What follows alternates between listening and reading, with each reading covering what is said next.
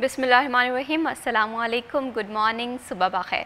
मैं हूँ महविश हबीब, city eight 10 में खुशामदीद। इस उम्मीद और इस दुआ के साथ कि आपके दिन का आगाज़ बेहतरीन हुआ होगा, बामकसद हुआ होगा और पुरसुकून हुआ होगा। ज़िंदगी को प्लान करने के हवाले से हम बहुत ज़्यादा प्लानिंग कर लेते हैं और अक्सर औक़ात जो ज़िंदगी है वो हमारे अकॉर्डिंग प्लान नहीं होती है, लेकिन दिन को हम अच्छा सा प्लान कर सकते हैं। और अपने दिन को बेहतर प्लान करने के हवाले से मौसम जो है वो काफ़ी ज़्यादा उसे मद्देनज़र रखना पड़ता है, क्योंकि मौसम आजकल अनप्रडिक्टेबल है। तो आज के प्रोग्राम में हम सबसे पहले बात करेंगे कि फैसलाबाद का मौसम कैसा रहेगा, और साथ ही साथ जो 30 सितंबर है वो इनकम टैक्स रिटर्न जो सबमिट करवाने की लास्ट डेट है एफबीआर की जानिब से, किन किन मुश्किलात का सामना करना पड़ता है, वकील करवाना जो है इनकम टैक्स रिटर्न के हवाले से क्यों ज़रूरी है।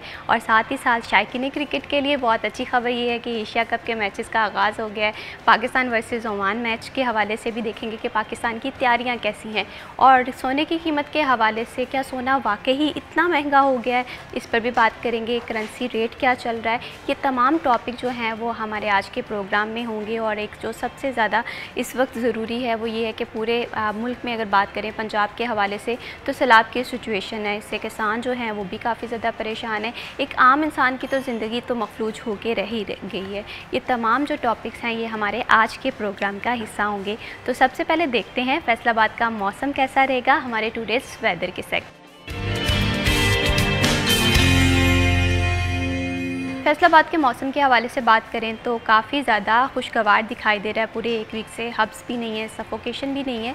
फसी नकवी हमारे साथ मौजूद हैं। फसी नकवी, बताइएगा कि आज का मौसम फैसलाबाद का कैसा रहेगा।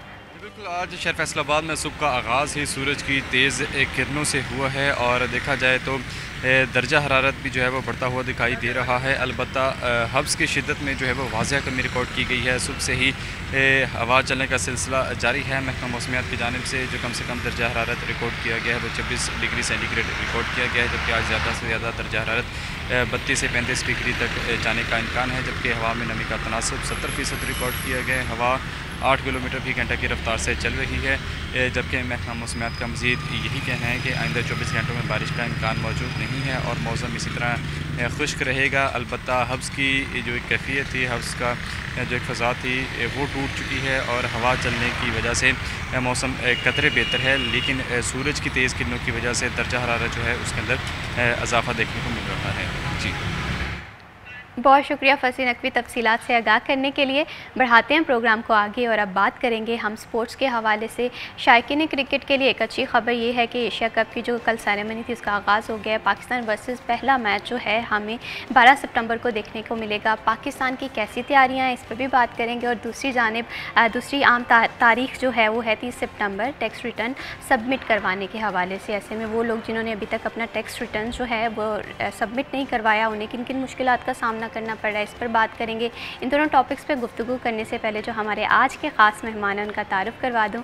आज हमें प्रोग्राम में ज्वाइन किया है सिटी 41 के स्पोर्ट रिपोर्टर अरसलान दुरानी ने। अस्सलाम वालेकुम। वालेकुम अस्सलाम। कैसे हैं अरसलान आप? अल्हम्दुलिल्लाह मैं बिल्कुल ठीक हूं। Thank you so much for joining us in this programme. अल्हम्दुलिल्लाह मैं बिल्कुल ठीक हूँ। और इन्हीं के साथ हमें ज्वाइन किया है सिटी 41 के सीनियर रिपोर्टर उमैर अज़मत ने। अस्सलाम वालेकुम। वालेकुम अस्सलाम।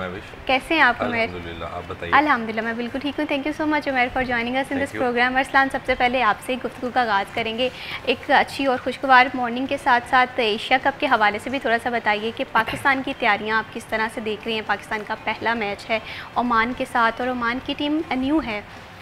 बिल्कुल, टीम न्यू है, और सबसे पहले तो क्रेडिट जाता है चेयरमैन पीसीबी और सदर Asian cricket council Mohsin Naqvi को, जिन्होंने ये इतना अच्छा टूर्नामेंट ऑर्गेनाइज़ करवाया। और एशिया कप कल उसकी ओपनिंग सेरेमनी थी इस तरह से, और ट्रॉफ़ी को अनवील किया गया, और साथ साथ जो कैप्टन से मीटिंग बड़ी इंपॉर्टेंट रही है। तो ये एक बड़ी मोनोपोली चल रही थी भारतीय क्रिकेट बोर्ड की कि वो चाह रहा था कि ये मैचेस किस तरीके से दूसरे ममालिक में हो, पाकिस्तान भारत में हो, या काफ़ी सारे इस पर चहमगोइयाँ हो रही थी। लेकिन एट द एंड ये बड़ी अच्छी एक मैनेजमेंट है जिसके तहत अब अबू धाबी और दुबई में मैचेस जो खेले जाने हैं। कल पहला मैच खेला गया एशिया कप का अफ़गानिस्तान का और हांगकॉन्ग का, जिसमें अफ़गानिस्तान जीता है। पाकिस्तान अपना पहला मैच 12 सितंबर को ओमान के ख़िलाफ़ खेलेगा। दूसरा मैच पाकिस्तान का बहुत इंपॉर्टेंट है जो कि रवायती हरीफ भारत के ख़िलाफ़ है, और वो 14 सितंबर को खेला जाएगा। तो पाकिस्तान की जब तैयारियों की आप बात कर रही थी तो तैयारियों तो तकरीबन 3 माह से चल रही हैं, और अब जो मोस्ट इंपॉर्टेंट सीरीज़ थी पाकिस्तान की वो अभी ट्राई नेशन सीरीज़ पाकिस्तान ने खेली है, जो कि पाकिस्तान ने विन की है, और उसमें पाकिस्तान ने जो मैचेस खेले हैं उनमें सिर्फ एक मैच पाकिस्तान हारा अफगानिस्तान से, बाकी सारे मैचेस जीता है। यूएई थी, उसमें अफगानिस्तान टीम थी और पाकिस्तान की टीम थी, ट्राई नेशन सीरीज़ थी और पाकिस्तान ने पहला मैच जीता अपना, दूसरा भी जीता, तीसरे मैच में हारे, लेकिन जो चौथा और फाइनल मैच था वो जीता। सेरेमनी के हवाले से भारत के जानिब से, भारतीय कप्तान की जानिब से मैं सोशल मीडिया पे बातें देख रही थी कि कहीं ना कहीं अनबन नज़र आ रही थी, तो इस हवाले से ये क्या हकीकत है, इस पर थोड़ा सा बताइए। अच्छा, ये आप सूर्य कुमार यादव की बात कर रही हैं, और जब वो सब कैप्टन्स की एक प्रेस रिलीज़ हो रही होती है, प्रेस कॉन्फ्रेंस हो रही होती है, तो उसमें बैठे हुए थे, तो बॉडी लैंग्वेज बड़ी मैटर करती है। जो मीडिया होता है वो खाली ये नहीं नोट कर रहा होता कि ये किस तरह से बैठे हैं, बल्कि वो ये चीज़ भी नोट कर रहे होते हैं कि इनकी आपस में गुफ्तगू कैसी हो रही है। अब बड़ी इंटरेस्टिंग बात है कि कभी ऐसा नहीं हुआ कि पाकिस्तान और भारत के जो कप्तान हैं वो इस तरह से बैठे हों कि बीच में कोई दूसरे मुल्क का खिलाड़ी बैठा हो या बिल्कुल दूर दूर किसी को। अच्छा, सलमान अली आगा और सूर्य कुमार यादव एक दूसरे को देख भी नहीं रहे थे, मतलब मैं और उमर भाई बैठे हुए हैं तो एटलीस्ट मैं इनको देखूंगा बात करते हुए, वो देख भी नहीं रहे थे। सबने नोटिस किया है, वो सबने नोट किए ये चीज़। और होता है ना कि वो कभी वो फुफ्फी के बेटे से लड़ाई हो जाए तो वो साथ बैठे हुए भी नहीं देख रहे थे, लगा रहा है भाई मैं नहीं सुन रहा। तो ऑल तो देवर टॉकिंग अबाउट द क्रिकेट, और थोड़ा सा देखने को मिला ये कि थोड़ा बहुत फन भी था, लेकिन सीरियस बात ये है कि जब ये कहा गया कि सिर्फ भारत की टीम से फेवरेट है या पाकिस्तान की टीम फेवरेट है, दोनों कप्तानों के जो नैरेटिव थे वो तकरीबन क्रिकेट को सपोर्ट करने वाले थे, वो ये थे कि जो अच्छा खेलेगा वो जीतेगा। बिल्कुल। तो ये बहरहाल राशिद खान बीच में बैठा हुआ था और वो कहते हैं ना कि इधर उधर के मैसेजेस वो पहुंचा रहा था। सलमान अली आगा और सूर्य कुमार यादव के दरमियान बहुत एक गैप हमें नज़र आया। तो सोशल मीडिया पे काफ़ी इसको ट्रोल भी किया जा रहा है, मीम्स भी बन रही है, लेकिन ऑन द अदर हैंड हम इसको अगर देखें, इसको मेरे ख्याल से क्रिकेट में जिस तरह के चेयरमैन पीसीबी और सदर Asian cricket council Mohsin Naqvi ने ये कहा है कि ये एक दूसरे को खेलने का मौका है। वो जब मिले हैं सूर्य कुमार यादव से और दीगर कप्तानों से मिले हैं तो उनका जो मिलने का अंदाज़ था वो बड़ा लोगों को पसंद आया कि उन्होंने वो चीज़ नहीं रखी कि हम मैं पाकिस्तान से हूँ और मुझे मिलते हुए बिल्कुल वो रिलैक्स होकर स्पोर्ट्स में ये चीज़ें पसंद भी नहीं की जानी चाहिए, क्योंकि स्पोर्ट्स जो एक ऐसी गेम है जो इंसान को थोड़ा सा रिलैक्स कर रहा होता है, और हार जीत जो है वो गेम का हिस्सा होती है। हमें जीत के साथ भी खुश रहना चाहिए और हार से सीखना चाहिए। और मैं आपसे ये जानना चाहती हूँ, एशिया कप के हवाले से बात करें, डेफिनेटली सबकी फेवरेट टीम पाकिस्तान ही होगी यहाँ पाकिस्तान में, तो आप किस तरह से देखते हैं पाकिस्तान वर्सेस ओमान को? ओमान एक नई टीम है, लेकिन कहीं ना कहीं मुझे ये लगता है कि न्यू टीम को भी हमें हल्का नहीं लेना चाहिए। बिस्मिल्लाहिर्रहमानिर्रहीम। बिल्कुल ऐसा ही है जैसे असलान अभी कुछ लम्हे पहले बात कर रहा था कि पाकिस्तान पिछली सीरीज़ में एक मैच अफ़गानिस्तान से हार गया। तो अफ़गानिस्तान भी बहुत ज़्यादा पुरानी टीम नहीं है, लेकिन जिस तरह से उन लोगों ने ग्रो किया है और इंटरनेशनली वो मैं समझता हूँ कि वो अच्छा प्ले कर रहे हैं, और कई मैचेस के दौरान और बड़े बड़े इवेंट्स के दौरान उन्होंने हैरान कुन परफॉर्मेंस दी है। तो अभी देखें पाकिस्तान का जो ओमान के साथ मैच है, वो कम से कम मुझे तो पहली बार देखने को मिलेगा। पहले किसी ने वो देखा हो तो उसका कुछ कह नहीं सकता, लेकिन अभी देखते हैं कि वो कैसी कारकर्दगी होती है, उनकी बॉलिंग कैसी है, बैटिंग कैसी है। तो ये सारा कुछ तो जिस दिन मैच होगा तो ग्राउंड की सूरत हाल से ही वाज़ेह हो सकेगा कि उनकी टीम ने कैसी तैयारी कर रखी है और पाकिस्तान की टीम जो है उन्होंने कैसी तैयारी कर रखी है।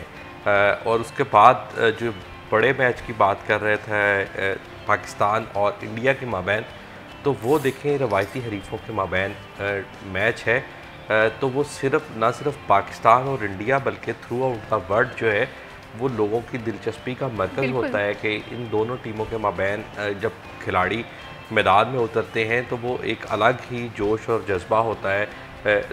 ना सिर्फ जो इन दोनों ममालिक के लोग हैं बल्कि जितने भी शायकीन क्रिकेट पूरी दुनिया में बसने वाले हैं, तो वो इंतहाई नहमाक और दिलचस्पी के साथ इन दोनों टीमों का मैच देखते हैं। तो इंशाल्लाह उम्मीद ये है कि पाकिस्तानी टीम जो है वो बेहतरीन परफॉर्म करेगी एशिया कप में, और इंशाल्लाह ये कप जो है वो हमारे नाम ही रहेगा। इंशाल्लाह। गो के इंडियन की जो टीम है वो काफ़ी ज़्यादा उनकी बैटिंग लाइन भी अच्छी है, बॉलिंग भी अच्छी है, लेकिन मुझे इंशाल्लाह पूरी उम्मीद है कि इस बार जो एशिया कप की विक्ट्री है वो ग्रीन शर्ट्स के नाम रहेगी। बिल्कुल इसी तरह से उमैर, हम लोग तो बहुत ज़्यादा पुरस्म दिखाई दे रहे हैं और पाकिस्तान इंशाल्लाह इन तमाम मैचेस में अच्छा परफॉर्म करेगा। अरसलान, अगर थोड़ा सा हम टीम के हवाले से बात करें, पाकिस्तान की टीम जो है काफ़ी बेहतरीन अभी देख रहे हैं कि उनका मोराल भी काफ़ी ज़्यादा हाई है। तो ओमान की टीम को आप किस तरह से देखते हैं? न्यू टीम है, उनकी बैटिंग अच्छी है, फील्डिंग ऐसी है, जब पाकिस्तानी टीम ग्राउंड में उतरेगी तो आया किस चीज़ पर ज़्यादा फोकस करने की ज़रूरत है? अच्छा, इट्स अ न्यू टीम और मज़े की बात यह है कि ओमान हो गया, हांगकॉन्ग हो गया या फिर यूएई हो गया, ये वो टीमें हैं 3 जिनमें मोस्टली पाकिस्तानी खेल रहे हैं, इंडियंस खेल रहे हैं कुछ, या फिर श्रीलंकन कुछ खेल रहे हैं, कुछ बांग्लादेश के खिलाड़ी खेल रहे हैं जो कि बांग्लादेश ताल्लुक़ रखते हैं। तो इनकी बेसिकली अपनी तो कोई इस तरह की टीम्स हैं नहीं, छोटी टीम्स हैं। बहरहाल कोई भी टीम ऑन ग्राउंड और मैच डे पर भारी हो सकती है, लेकिन ऑन पेपर अगर देखा जाए तो पाकिस्तान की टीम बहुत तगड़ी है। मैं इसलिए कह रहा हूँ क्योंकि इस दफ़ा जो कॉम्बिनेशन पाकिस्तान ने ट्राई नेशन सीरीज़ में एक्सपीरियंस किया है वो बहुत अच्छा है, क्योंकि हमारे पास अबरार था, सुफियान मुकीम था स्पिन बॉलिंग में, फिर नवाज़ था, तो पार्ट टाइम साइम अयूब भी बॉलिंग कर लेता है। तो ये इतना स्ट्रॉन्ग किस्म कॉम्बिनेशन था जिसने ये साबित भी किया है। जिस तरह नवाज़ ने लास्ट मैच में बॉलिंग की है तो बड़ा अच्छा कॉम्बिनेशन है। हम बैटिंग में हम पाकिस्तान टीम की बात कर लें तो बैटिंग हमारी ओपनिंग से लेके मिडल ऑर्डर फिर टॉप ऑर्डर, ये सारी एक अच्छा पैकेज है। मैं इसलिए कह रहा हूँ क्योंकि हमारे पास जब ओपनिंग में ही साहबजादा फरहान और साइम अयूब या फ़खर जमान को भेजते हैं तो वो दोनों ही एग्रेसिव खेलते हैं और शुरू में आकर रन्स बनाते हैं। फिर मिडल ऑर्डर में हमारे पास अच्छे बैटर्स हैं, तो फ़खर जमान है, फिर सलमान मियाँ खुद, और फिर मैं हारिस को लोग अंडररेटेड कर रहे हैं कि वो उस तरह से परफॉर्म नहीं कर पा रहा, बट जो उसका नंबर है उस नंबर पे उसकी डिमांड यही होती है कि उसने आके मारना है, लेकिन उसको थोड़ा नंबर चेंज करेंगे तो वो फिर भी परफॉर्म करेगा। लेकिन अगर वो परफॉर्म कर गया, जो कि वो मुझे लगता है कि एशिया कप में करेगा,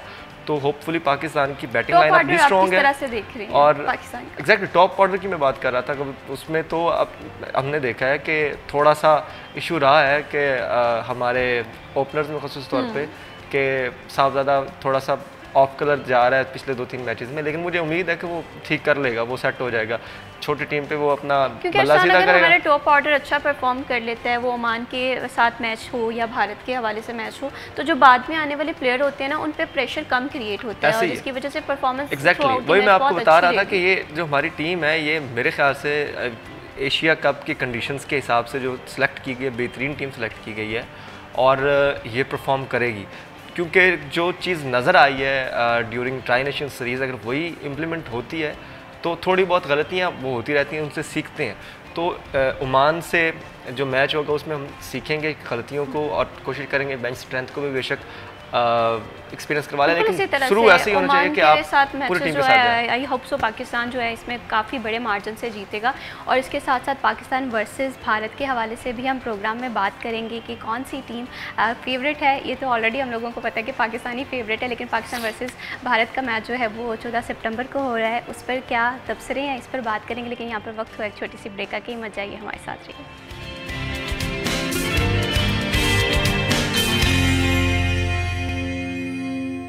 वेलकम बैक। अब बात करते हैं इनकम टैक्स रिटर्न फाइल करने की। 30 सितंबर जो है वो लास्ट डेट है और ऐसे में शहरियों को काफ़ी मुश्किलात का भी सामना करना पड़ रहा है। कुछ आसानियां जो हैं वो सिटीज़न चाहते हैं कि इनकम टैक्स रिटर्न जब भी फाइल किया जाए तो हो। तो मैं यहाँ पर मैं आपसे ये जानना चाहती हूँ कि 30 सितंबर जो है वो इनकम टैक्स रिटर्न फाइल करने की लास्ट डेट है, क्या मुश्किलात देख रहे हैं कि जो बिज़नेस कम्युनिटी है उन्हें आ रही हैं? देखिए महविश, जब भी नया माली साल शुरू होता है तो उसके बाद जो है वो एक खुसूसी कैंपेन स्टार्ट होती है जिसको रिटर्न फाइलिंग का नाम दिया जाता है।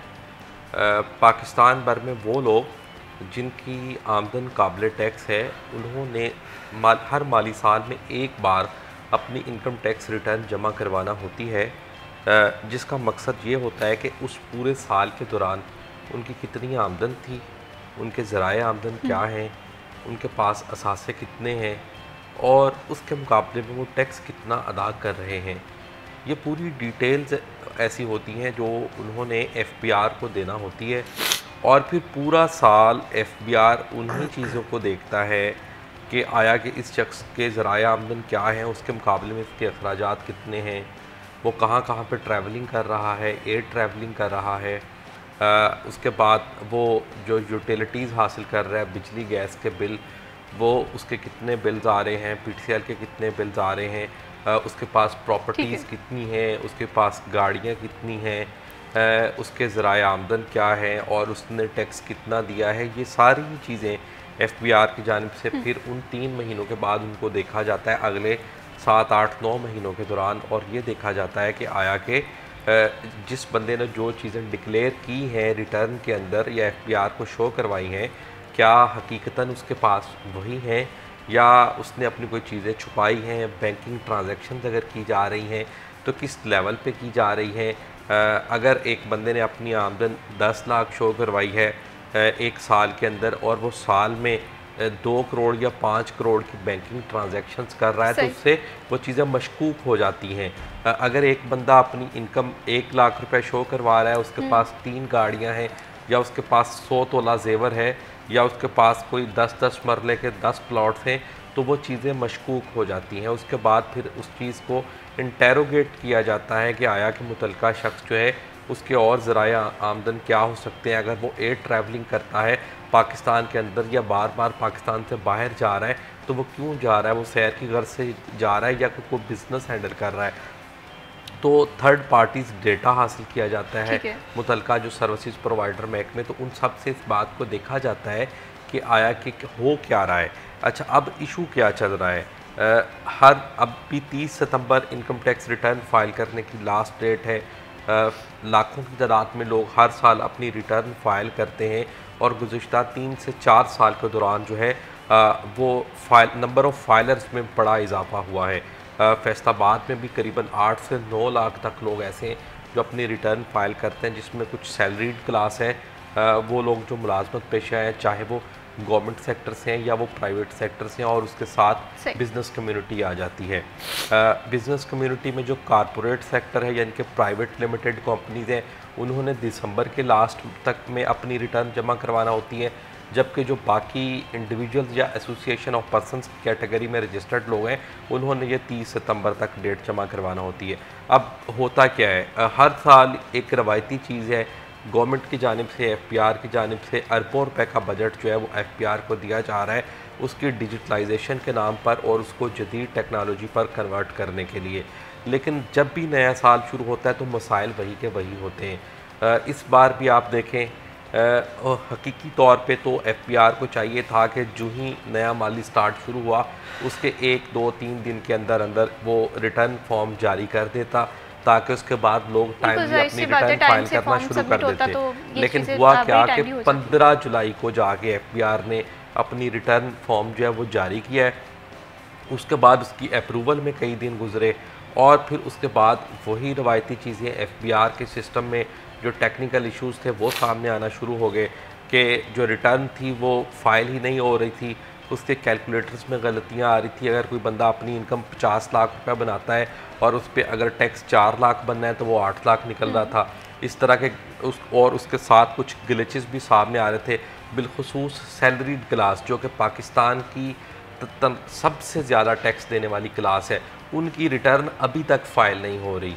अब उनको क्या किया जा रहा है कि आम इंडिविजुअल के अंदर या आम रिटर्न के अंदर डाल के उनकी कैलकुलेशंस करने के बाद फिर वो रिटर्न वहाँ पर जितनी कैलकुलेशंस है वो की जाती हैं और उसके बाद वो रिटर्न फाइल की जाती है। तो ये बड़े इश्यूज़ आ रहे हैं। उसके बाद FBR का सिस्टम जो है वो इंतहाई सुस्त रवि का शिकार है। कभी सर्वर डाउन हो जाता है, सिस्टम बंद हो जाता है और वो काम जो 5 से 7 मिनट में होना होता है वो 1.5, 2 घंटे ले रहा है। तो इससे ना सिर्फ जो टैक्स पेयर्स हैं उनको मुश्किलात का सामना करना पड़ रहा है, बल्कि उसके साथ साथ जो टैक्स कंसल्टेंट्स हैं जो कि उन लोगों की रिटर्न्स फाइल करते हैं उनको भी मुश्किलात का सामना करना पड़ता है। एक यहाँ पर FBR ने और चेंज की है, उसकी वजह से मैं समझता हूँ कि जो सैलरीड क्लास है, मुलाजमत पेशा लोग हैं, वो काफ़ी ज़्यादा ट्रबल के अंदर हैं। रवायत ये थी कि हर साल हर FBR के दफ्तर में खुसूसी काउंटर्स लगा दिए जाते थे, फैसिलिटेशन डेस्क कायम कर दिए जाते थे, जहां पर जो भी सैलरी क्लास का बंदा जाता था कि मैंने रिटर्न फाइल करवाना होती है, वहां पे वो FBR के मुलाजमीन बैठे होते थे। वो अपनी डिटेल्स देता था, ये मेरी बैंक स्टेटमेंट है, ये मेरे एसेट्स की डिटेल्स है। उसके बाद उसकी रिटर्न फाइल कर दी जाती थी, उससे कोई पैसा नहीं लिया जाता था और वो बाआसानी अपनी रिटर्न जमा करवा लेते थे। इसमें कोई पुलिस कांस्टेबल है, कोई नर्स है, कोई डॉक्टर है, उसके साथ साथ स्कूल टीचर्स हैं, बिलखसूस ख़वातीन जो स्कूल टीचर्स हैं या मेल टीचर्स हैं, इसी तरह ट्रैफिक पुलिस के लोग, वो जो छोटे मुलाजमीन हैं जो वकील की फ़ीस अफोर्ड नहीं कर सकते थे, तो वो हज़ारों की तादाद में हर दफ्तर से वो लोग हर साल अपनी रिटर्न FBI के मुलाजमीन के थ्रू या फैसिलिटेशन डेस्क के थ्रू जमा करवा लेते थे। टैक्स रिटर्न के हवाले से बात करें तो टैक्स पे करने के हवाले से इस पर कोई दूसरी राय नहीं है, जाहिर सी बात है, सब लोग टैक्स पे करेंगे, ये मुल्क चलेगा, लेकिन इसके तरीक़ाकार को आसान बनाना चाहिए। और हम देख रहे हैं कि हर गुजरते दिन के साथ ये डिफ़िकल्ट से डिफ़िकल्ट हुई जा रहा है। और दूसरी जानिब हुकूमत ये दावा करती है कि अब इकॉनमी जो है उसे डिजिटलाइज करना है, तो ये तकाज़े कहीं ना कहीं पूरे नहीं हो पा रहे। मैं उसी बात पे आ रहा था कि वो देखें, वो बग़ैर किसी फ़ीस के जमा करवा लेते थे। इस साल वो सहूलत ख़त्म कर दी गई है कि किसी ने भी अपनी रिटर्न फ़ाइल करनी, या तो वो खुद जमा करवाए या फिर वो किसी वकील की खिदमात हासिल करे, टैक्स कंसल्टेंट की खिदमात हासिल करे। अच्छा, इशू इतना ज़्यादा नहीं है, लेकिन लोगों को चूँकि टैक्स सिस्टम में काफ़ी ज़्यादा कॉम्प्लिकेशंस हैं, पेचीदगियाँ हैं, खुद रिटर्न फ़ाइल करना लोगों के लिए मुश्किल है, बिलखुसूस वो जो इतने पढ़े लिखे नहीं हैं। अगर वो करते हैं, उनसे कोई छोटी सी भी गलती होती है तो FBI की जानिब से उनको ऑडिट के लिए मुंतखब कर लिया जाता है, फिर उनको ऑडिट की पेशियाँ भुगतना पड़ती हैं या उनको टैक्सेस आयद कर दिया जाता है हैवी अमाउंट में अगर किसी से कोई टेक्निकल गलती हो जाती है। तो ये वो चीज़ें यहाँ पे गवर्नमेंट को चाहिए था फैसिलिटेट करना, मगर ऐसा नहीं हो रहा। दूसरी बात, आपने जहाँ तक डिजिटलाइजेशन की बात की तो बिल्कुल यही है, हम पहले दिन से बात करते चले आ रहे हैं, जब तक पाकिस्तान की इकानमी को पेपरलेस नहीं किया जाता, पेपर से पाक नहीं किया जाता, उस वक्त तक चीज़ें बेहतर नहीं हो सकती। यहाँ पे लोग लाखों करोड़ों अरबों रुपए का कारोबार कर रहे हैं, मगर वो कैश के अंदर कारोबार कर रहे हैं, उनके कारोबार का कोई रिकॉर्ड नहीं होता। अगर आप या मतलब FBI पकड़ना भी चाहे तो वो उसकी पकड़ में नहीं आते। उसकी वजह यह है कि वो बैंकों को का मीडियम इस्तेमाल ही नहीं करते। वो जितनी अपनी ख़रीदारी करते हैं, वो चाहे 10 करोड़ की करें, वो कैश में करते हैं। वो आगे जितना भी सामान बेचते हैं अपनी दुकान पर बैठकर वो कैश में करते हैं। अब किसी के पास गैब का इल्म तो है नहीं जिससे पता चल सके कि एक बंदा वो कितना कारोबार कर रहा है, अगर वो सारे का सारा कैश में कर रहा है। तो हुकूमत की जानिब से इस तरह के कुछ स्टेप्स अनाउंस कर दिए जाते हैं, मगर बाद में उस पर इम्प्लीमेंट नहीं किया जाता। लेकिन उमेर, इस पे ना मुझे लगता है कि बहुत स्ट्रिक्टली एक्शंस लेने की ज़रूरत है कि चेक किया जाए FBI की जानिब से। एक का हम देखते हैं कि बिज़नेस कम्युनिटी और FBI में कम्युनिकेशन गैप आ रहा है, जिसकी वजह से इनकम टैक्स रिटर्न हो या एक फाइलर बनने के हवाले से बातचीत हो, तो वहाँ पर गैप नज़र आ रहा है, जिसकी वजह से जो टैक्स कलेक्शन में वहाँ पर प्रॉब्लम भी आती है। इस पर बात करेंगे, लेकिन यहाँ पर वक्त हुआ एक छोटी सी ब्रेक का कि मत जाइएगा हमारे साथ रहिए।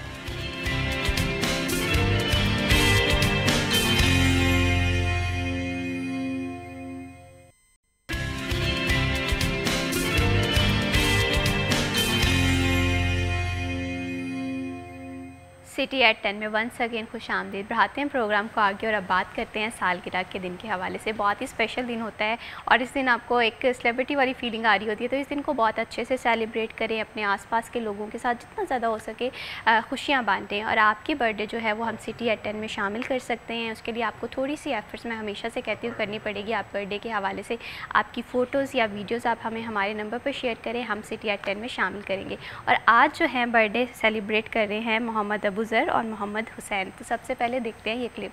Happy birthday to you. Happy birthday, happy birthday, happy birthday to you. Happy birthday to you. Happy birthday to Mohammad Abuzar और मोहम्मद हुसैन को सिटी 41 की पूरी टीम की जानिब से बर्थडे की ढेरों ढेरों मुबारकबाद। आपकी ज़िंदगी का हर दिन इसी तरह से खुशियों से महकता रहे। बढ़ाते हैं प्रोग्राम को आगे और अब बात करते हैं एशिया कप के हवाले से। पाकिस्तान वर्सेस ओमान का मैच तो 12 को हो रहा है, लेकिन इसके साथ साथ एक बहुत ही बड़ा मैच हो रहा है जिसका इंतज़ार मैं आप और हर शायकीन क्रिकेट कर रहा है, वो दुनिया के जिस भी कोने में हो। Pakistan versus India. तो अरसलान, क्या तैयारियाँ देख रहे हैं पाकिस्तानी टीम की? एक बड़ा मैच है, बड़े फॉर्मेट का है, जाहिर सी बात है प्रेशर भी होगा दोनों जानिबी। तो आप पाकिस्तान की तैयारियां इस हवाले से कैसे देख रही हैं? तैयारियां तो हैं, लेकिन मैं कहना चाहूँगा कि it is going to be a high voltage game. क्योंकि आईसीसी एकेडमी में पाकिस्तान टीम और इंडिया की टीम एक ही जगह पे प्रैक्टिस कर रहे थे, दोनों के नेट्स साथ साथ थे, यानी कि राइट साइड पे पाकिस्तान का था तो लेफ़्ट साइड पे इंडिया का था, तो खिलाड़ी एक दूसरे को देख भी नहीं रहे थे, यानी कि आप 2 घंटे 2.5 घंटे नेट्स में हैं, पूरी टीम बाहर दूर से। पहले ये होता था कि हमने देखा खासा रहा है दोनों टीम्स का कि कभी बैट एक्सचेंज हो रहे थे, जैसे कि आप मेरे को विराट कोहली ने बैट दिया था, इस तरह से आफरीदी जाके मिल आता था, या इस तरह का कुछ ना कुछ चलता रहता है। लेकिन इस दफ़ा ये हो रहा है कि दोनों टीम्स एक ही जगह पर प्रैक्टिस करती दिखाई दी हैं, लेकिन कोई भी खिलाड़ी ऐसा नहीं था कि जो जाके दूर से हाई फाई कर दे या कोई दूर से कुछ कह दे, ऐसा कुछ भी नहीं हुआ। इवन मैनेजमेंट भी करीब तक नहीं भटकी। इसका मतलब ये है कि जब ये मैदान में जाएंगे तो ये अच्छी जंग देखने को मिलेगी और मज़ा आएगा मैच देखने का। जो है ना टाइम अगर इमेजिन भी करें पाकिस्तान वर्सेस, और हम देखते हैं कि ग्राउंड जो हैं वो फुल होते हैं, और अगर सिटीज़ के हवाले से बात करें बड़ी बड़ी स्क्रीन पे मैच देखा जाता है, तो कहीं ना एक अंदर से डर भी होता है कि पाकिस्तान बस अच्छा परफॉर्म कर ले, दुआएँ भी की जा रही होती हैं। तो बस इस दफ़ा पाकिस्तानी टीम जो है एशिया कप के हवाले से बात करें बड़े अच्छे फॉर्म में रही है, तो इस दफ़ा बस हमारी जो है ना जीत की उम्मीद वो हकीकत में बदल जाए। बिल्कुल, मुझे लग रहा है कि इस दफ़ा बदलने जा रही है, ये मैं प्रेडिक्शन करने जा रहा हूँ, क्योंकि मुझे ये लग रहा है कि पाकिस्तान की टीम की जो बॉडी लैंग्वेज है, जो उनका मोराल है, वो हाई है रादर दैन इंडिया की टीम थोड़ी सी, हालांकि उनकी जो पिछली सीरीज़ गई है वो इतनी बहुत बुरी नहीं गई, वो बहुत अच्छा खेलते आ रहे हैं, लेकिन हमारी टीम थोड़ी सी ऑन पेपर मुझे लग रहा है स्ट्रॉन्ग है, क्योंकि हमारे पास जो कॉम्बिनेशन है वो बड़ा मज़े का है। इंडिया की टीम भी अच्छी, उनके 1-2 नए लड़के हैं बैटिंग में, तिलक वर्मा और इस तरह के है शुभमन गिल हिमसेल्फ, वो वाइस कैप्टन भी है टीम का, सूर्य कुमार यादव, फिर रिंकू सिंह है, इसके अलावा उनकी जो पूरी टीम है वो काफ़ी बैलेंस टीम है। बट ये मैं देख रहा हूँ कि एक बहुत अच्छा मुकाबला होने जा रहा है। अब होना क्या है ये तो ग्राउंड में पता चलेगा क्या होता है, लेकिन ये इस दफ़ा पाकिस्तान की बारी है। ऑल्दो कि हमारा थोड़ा सा जो स्टैट्स हैं उनसे कम है एशिया कप में, हमने टोटल 19 मैचेस खेले हैं पाकिस्तान ने एशिया कप में, उनमें वनडे भी और T20 भी शामिल, जिसमें पाकिस्तान ने 6 और इंडिया ने 10 जीते हैं। लेकिन इस दफ़ा ये 6 को 7 हम करेंगे और वहाँ पर उनकी हार को हम बढ़ाएंगे तो उनकी जो मोस्ट प्रोबेबली मुझे ये लग रहा है कि ऑन पेपर टीम अच्छी है, उतरे मैदान में और जज्बे के साथ खेलें, जिस तरह से पाकिस्तान ने जंग के महाज पे भारत को शिकस्त दी है ना, मार्का हक, और ये मार्का एशिया कप में भी ऐसी ही जो फतेह है वो पाकिस्तान को मिलेगी। और हमारा शाहीन, हमारा सुफियान मुकीम, हमारा अबरार अहमद, मैं स्पिनर्स के नाम ले रहा हूँ इस दफ़ा क्योंकि मुझे पता स्पिनर्स काम करते हैं, ऑल द विकेट्स के हिसाब से टीम सेलेक्ट करेंगे, लेकिन स्पिनर्स का एक अच्छा रोल होने जा रहा है। और इंडिया पाकिस्तान गेम में अगर फ़खर जमान का एज हो गया तो वो एक कहते हैं ना कि एक डिफरेंस क्रिएटर बनेगा इस गेम में। और अभी उनके पास रोहित शर्मा नहीं है, अभी उनके पास विराट कोहली नहीं है, हमेशा मुश्किल वक्त में विराट कोहली ने उनको निकाला है। अगर हम पिछले वर्ल्ड कप की बात करें तो उसमें भी विराट कोहली की ही परफॉर्मेंस थी जिसकी वजह से इंडिया जीता। ऑल्दो हमने उनको जकड़ ज़रूर लिया था, हमने कम टारगेट दिया था वर्ल्ड कप T20 में, लेकिन हम जकड़ दिए। 2023 में देखे वो RS रऊफ को जो एक रिमार्केबल छक्का लगा था वो बाद में भी याद किया गया, उसमें भी कोहली की इनिंग्स मैटर कर रही थी। अब कोहली नहीं, अब शुभमन गिल है, और शुभमन गिल को हमारे बॉलर्स कंट्रोल कर सकते हैं, टेक्निकली वो बड़े स्ट्रॉन्ग है रादर देन, अब कुछ लोग तो ये भी कहते हैं कि कोहली से भी ज़्यादा टेक्निकली वो स्ट्रॉन्ग है, इसमें कोई शक नहीं है। और बाकी जो टीम है उनमें 2-3 तो लेफ्टीज़ हैं, लेफ्टीज़ के अगेंस्ट पाकिस्तान को एक राइट हैंड ऑफ स्पिनर ज़रूर चाहिए था, लेकिन उसकी जो कमी है वो अबरार इस तरह से पूरी कर सकता है कि वो जिस तरह का उसका वो मिस्ट्री स्पिनर है तो वो वहाँ पर काम आ जाएगा। तो पाकिस्तान का कॉम्बिनेशन अच्छा है और अच्छा मैच देखने को मिलेगा, क्योंकि कोहली नहीं है जो हमेशा हमारे वो कहते हैं ना कि जीत हमारे दर से छीन के लेकर जाता था। विराट कोहली एक अच्छा बैट्समैन है और वो कहीं पर अगर डिफ़िकल्ट सिचुएशन होती है तो भारत को उस डिफ़िकल्ट सिचुएशन से निकालना जानता है। लेकिन अरसलान, टॉस के हवाले से बताइएगा कि अक्सर हमने मैचेस के हवाले से जब भी बात हम लोग करते हैं या पब्लिक ओपिनियन पाई जाती है कि टॉस जो टीम जीतेगी वो मैच विन करेगा, तो हम यूएई की पिच को किस तरह से देखते हैं? लास्ट टाइम जब हमारा भारत के साथ मुकाबला हुआ था इसी दुबई के ग्राउंड में चैम्पियंस ट्रॉफी में, तो वहाँ पर हम लोगों ने हम लोगों की जो परफॉर्मेंस थी वो इतनी अच्छी नहीं थी। T20 की बात करें तो उसमें हम जीते हैं। अब दुबई की और अबू धाबी की जो कंडीशंस अब तक लग रही हैं वो ये है, जो टीम पहले बैटिंग कर रही है ना वो जीत रही है। अब चेज़ करना थोड़ा प्रॉब्लमेटिक वहाँ पर लग रहा है, उसकी कंडीशंस भी इस तरह की है क्योंकि गर्मी बहुत ज़्यादा है और जिसने पहले बॉलिंग करनी है फिर बैटिंग भी करनी है। T20 फॉर्मेट है, उसमें मेरे ख्याल से फिटनेस 40 ओवर तक तो खिलाड़ी खेल सकता है, इसमें कोई इतनी बड़ी बात नहीं है। हबस है, थोड़ा मुश्किल होगा, लेकिन एट द एंड जो फ़ायदा है वो स्पिनर्स को इस तरह से होता है कि बॉल ज़्यादा टर्न हो रही होती है। अब तो जो Sharjah last time try national series में और कल जो मैचेस हो रहे थे तो अबू धाबी में ना सिर्फ टर्न हो रही थी बॉल बल्कि बाउंस भी था, तो वो बड़ा मुश्किल होता है खेलना। अब पाकिस्तान जैसे अगर हम टॉस जीतते हैं तो मेरे ख्याल से पाकिस्तान का थोड़ा सा ज़्यादा रहेगा, अगर पाकिस्तान अच्छा एक स्कोर जो है वो लगाता है डिफेंड कर पाएगा। लेकिन अगर टॉस हारते हैं तो थोड़ा सा पाकिस्तान को मेहनत करनी पड़ेगी, चैलेंजिंग सिचुएशन बन सकती है, कम स्कोर पे उनको रोकना होगा और फिर चेज़ करना होगा। तो chasing is a problem in conditions में थोड़ा सा लग रहा है, लेकिन पाकिस्तान वही टीम है जिसने 152 फॉर नन चेज़ किया था वर्ल्ड कप में 2021 पाकिस्तान की टीम ना अरसलान बहुत ही अनएक्सपेक्टेड होती है। कभी हम चेज़ करने पे आए तो बड़े से बड़ा टारगेट चेज़ कर लेते हैं और कहीं पर अगर हमारे ज़रा सा कॉन्फिडेंस लो हो जाए तो एक छोटा सा टारगेट भी अचीव करने में प्रॉब्लम हो रही होती है। आई होप सो कि ये मैच जो है ये पाकिस्तान की पलड़े में ही आए। तो यहाँ पर उमर मैं आपसे पूछना चाहती हूँ, क्योंकि अगर मैचेस के हवाले से बात करें जाहिर सी बात है बहुत ही अनप्रडिक्टेबल सिचुएशन रहती है। कभी हमें ये लगता है कि पाकिस्तान की टीम का मोराल बहुत हाई है, हम लोग जीतेंगे, लेकिन दूसरी जानिब भारत जैसी टीम है जो बैटिंग में भी बेहतर है, फील्डिंग और बॉलिंग भी समहाउ उनकी अच्छी जा रही है। तो आप इस मैच की इंपॉर्टेंस को किस तनाजुर में देख रहे हैं? अच्छा, मैं भी इसमें देखें जो हार जीत होती है वो गेम का हिस्सा होती है। अगर टीम फाइट करे ग्राउंड के अंदर और फिर उसके बाद हार भी जाए वो इतना फील नहीं होता, बल्कि जो क्रिकेट लवर्स हैं या किसी भी गेम के शायकीन होते हैं उनकी हमदर्दियाँ उन खिलाड़ियों के साथ होती हैं कि हाँ आज इन्होंने फ़ाइट किया, इन्होंने बॉलिंग बहुत अच्छी की, फील्डिंग बहुत अच्छी की और उसके बाद उन्होंने बैटिंग भी बहुत अच्छी की। लेकिन आज दूसरी जो मद्दे मुकाबल टीम थी दिन उसका था, आज फतह उनके नाम रहनी थी, तो लिहाजा वो टीम जीत गई। तो ऐसी सिचुएशन में हमदर्दियाँ जो होती हैं वो टीम के साथ होती हैं, वो सिर्फ पाकिस्तान ही नहीं थ्रू आउट दी वर्ल्ड यही सिचुएशन है।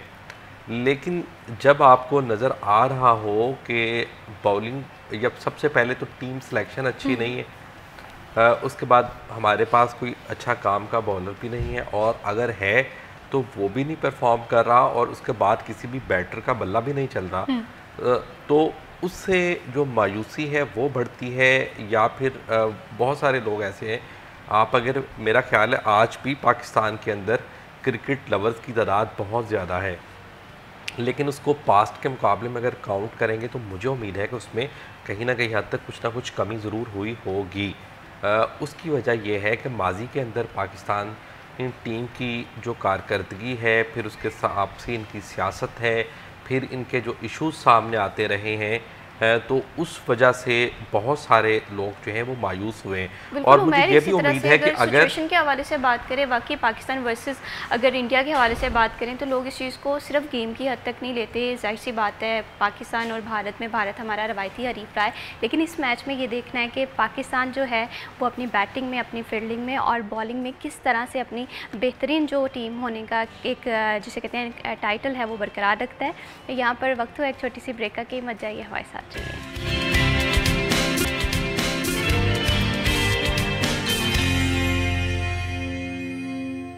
सिटी एट 10 में वंस अगेन खुशामदीद। बात कर रहे हैं इनकम टैक्स रिटर्न के हवाले से शहरियों को बहुत ज़्यादा मुश्किलात का भी सामना करना पड़ा है और बिज़नेस कम्युनिटी की जानिब से भी जब भी FPR के मतलब बात की जाती है, कोई भी न्यू तरमीमी इनकम टैक्स ऑर्डिनेंस लेकर आ जाता है, तो हम देखते हैं कि कहीं ना कहीं शिकायतें या डाउट्स होते हैं। कहीं ना कहीं ये बात की जाती है कि हमारे से फ़ीडबैक अप्रोच के तहत ओपिनियन नहीं ली गई। तो मैं आपसे यहाँ पर ये जानना चाहती हूँ कि टैक्स पे करने के हवाले से हम बार बार कहते हैं कि इस पर कोई इंपॉर्टेंस या दूसरी राय है ही नहीं है, ये बहुत इंपॉर्टेंट होता है किसी भी कंट्री के लिए, लेकिन फिर भी अभी तक लोग जो हैं वो फाइलर बनने को तैयार नहीं हैं। तो किस तरह से आप देख रहे हैं कि हुकूमत की जानिब से इक़दाम किए जा रहे हैं ताकि ज़्यादा से ज़्यादा लोग जो हैं वो इनकम टैक्स रिटर्न कर सकें? अच्छा देखिए, ये सिचुएशन तो बिल्कुल ऐसी है, अगर अवाम, बिज़नेस कम्युनिटी, सैलरीड क्लास हर कोई अपनी अपनी आमदन के मुताबिक या अपनी ज़िम्मेदारी के मुताबिक टैक्स पे करेगा तो ही मुल्क का निज़ाम बेहतर हो सकता है। अगर पाकिस्तान की ये आमदन का सबसे बड़ा ज़रिया है टैक्सेस, अगर पाकिस्तान की आमदन ज़्यादा होगी तो हम कर्ज़ों की दलदल से बाहर निकल सकते हैं, हमें कर्ज़ लेने की ज़रूरत नहीं पड़ेगी, जो कि हम इतनी सख्त कंडीशंस पर आलमी मालियाती इदारों से वसूल करते हैं और फिर उनकी शराइत को तस्लीम करते हैं, जिसका बाज़ औक़ात जो पब्लिक है उसको नुकसान होता है। बज़ाहिर वो हुकूमती या मुल्की मुफाद में चीज़ें होती हैं, लेकिन इंडिविजुअली अगर देखा जाए तो वो आम आदमी को उसमें काफ़ी हद तक नुकसान होता है। जिस तरह आप देखें माजी में हमारे हालात ऐसे थे कि हमें IMF से कर्ज़ लेने के लिए GST बढ़ाना पड़ा। जब हमने 17 से 18% पाकिस्तान ने GST की शरह की, तो उससे देखें जब 1% सेल्स टैक्स बढ़ा तो हर वो चीज़ जो आम शहरी ने ख़रीदनी है, जो एक आम तनख्वाहदार मुलाजिम है, तो उस पर माली बोझ बढ़ गया, तो उसके लिए मुश्किलात में इजाफ़ा हुआ है। उसके साथ साथ दूसरी बात जो है, पाकिस्तान के अंदर ट्रेंड इतना ज़्यादा क्यों नहीं है, या इदारे क्या इक़दाम कर रहे हैं। इदारों की जानिब से इक़दाम किए जा रहे हैं मगर उस लेवल पर नहीं हो रहे जिससे टैक्स टू GDP की रेशो जो है उसमें बड़ा इजाफा हो सके। आप देखें पाकिस्तान के अंदर टैक्स टू GDP की रेशो जो है वो अभी 10% से कम है। तरक्की याफ्ता ममालिक में आप देखें कम अज़ कम वहाँ पर 18 से 19% तक टैक्स टू GDP की रेशो होती है। जब तक हम उस लेवल पर नहीं जाएंगे, पाकिस्तान के जो सालाना अखराजात हैं यानी कि बजट जो है उसके बराबर हमारी इनकम नहीं होगी, हमारा बजट खसारा ख़त्म नहीं होगा, हमारा करंट अकाउंट डेफिसिट या हमारा ट्रेड डेफिसिट ख़त्म नहीं होगा। उस वक्त तक हम जो है वो हालत जंग में रहेंगे। हमें अपने मुल्क के निज़ाम चलाने के लिए कर्ज़ों का सहारा लेना पड़ेगा, वो पाकिस्तान के कमर्शियल बैंक से हों या फिर आलमी मालियाती इदारों से, जिस तरह IMF है, वर्ल्ड बैंक है या एशियन डेवलपमेंट बैंक है या दीगर ममालिक से हमें लेना पड़ते हैं। तो ये वो सारी चीज़ें हैं कि जब तक पाकिस्तानी कौम प्रॉपर टैक्स नहीं देगी, उसके साथ साथ जब तक पाकिस्तान से टैक्स चोरी का खात्मा नहीं होगा, मिसाल के तौर पर GST के हवाले से अगर हम बात कर लें तो हम हर चीज़ पे टैक्स दे रहे हैं। जो भी चीज़ खरीदते हैं उस पर GST पे कर रहे हैं, वो चाहे कोई अमीर है चाहे गरीब है। इसी तरह से। लेकिन सालाना 4000 अरब रुपए से ज़ायद सेल्स टैक्स चोरी हो रहा है। अब ये देखें, ये सबसे ज़्यादा गवर्नमेंट की नाअहली है कि वो क्यों नहीं रोक पा रही। FBR की गफलत है, पाकिस्तान कस्टम्स की गफलत है कि ये लोग क्यों नहीं रोक पा रहे। जहाँ पर टैक्स चोरी हो रहा है उन लोगों को के ख़िलाफ़ उस तरह से कार्रवाइयाँ क्यों नहीं हो पा रही। सिर्फ पिछले दिनों की अगर मैं बात करूँ तो फैसलाबाद के अंदर एक केस सामने आया जिसमें 249 कंपनीज ऐसी हैं जिन्होंने 4.5 अरब रुपए से ज़ायद के गैर कानूनी रिफंड्स हासिल किए। यानी कि उन्होंने बोगस डाटा तैयार किया कि हमारा ये अरबों करोड़ों रुपए का कारोबार है और इस पर हमने ये करोड़ों रुपए टैक्स अदायगियाँ की।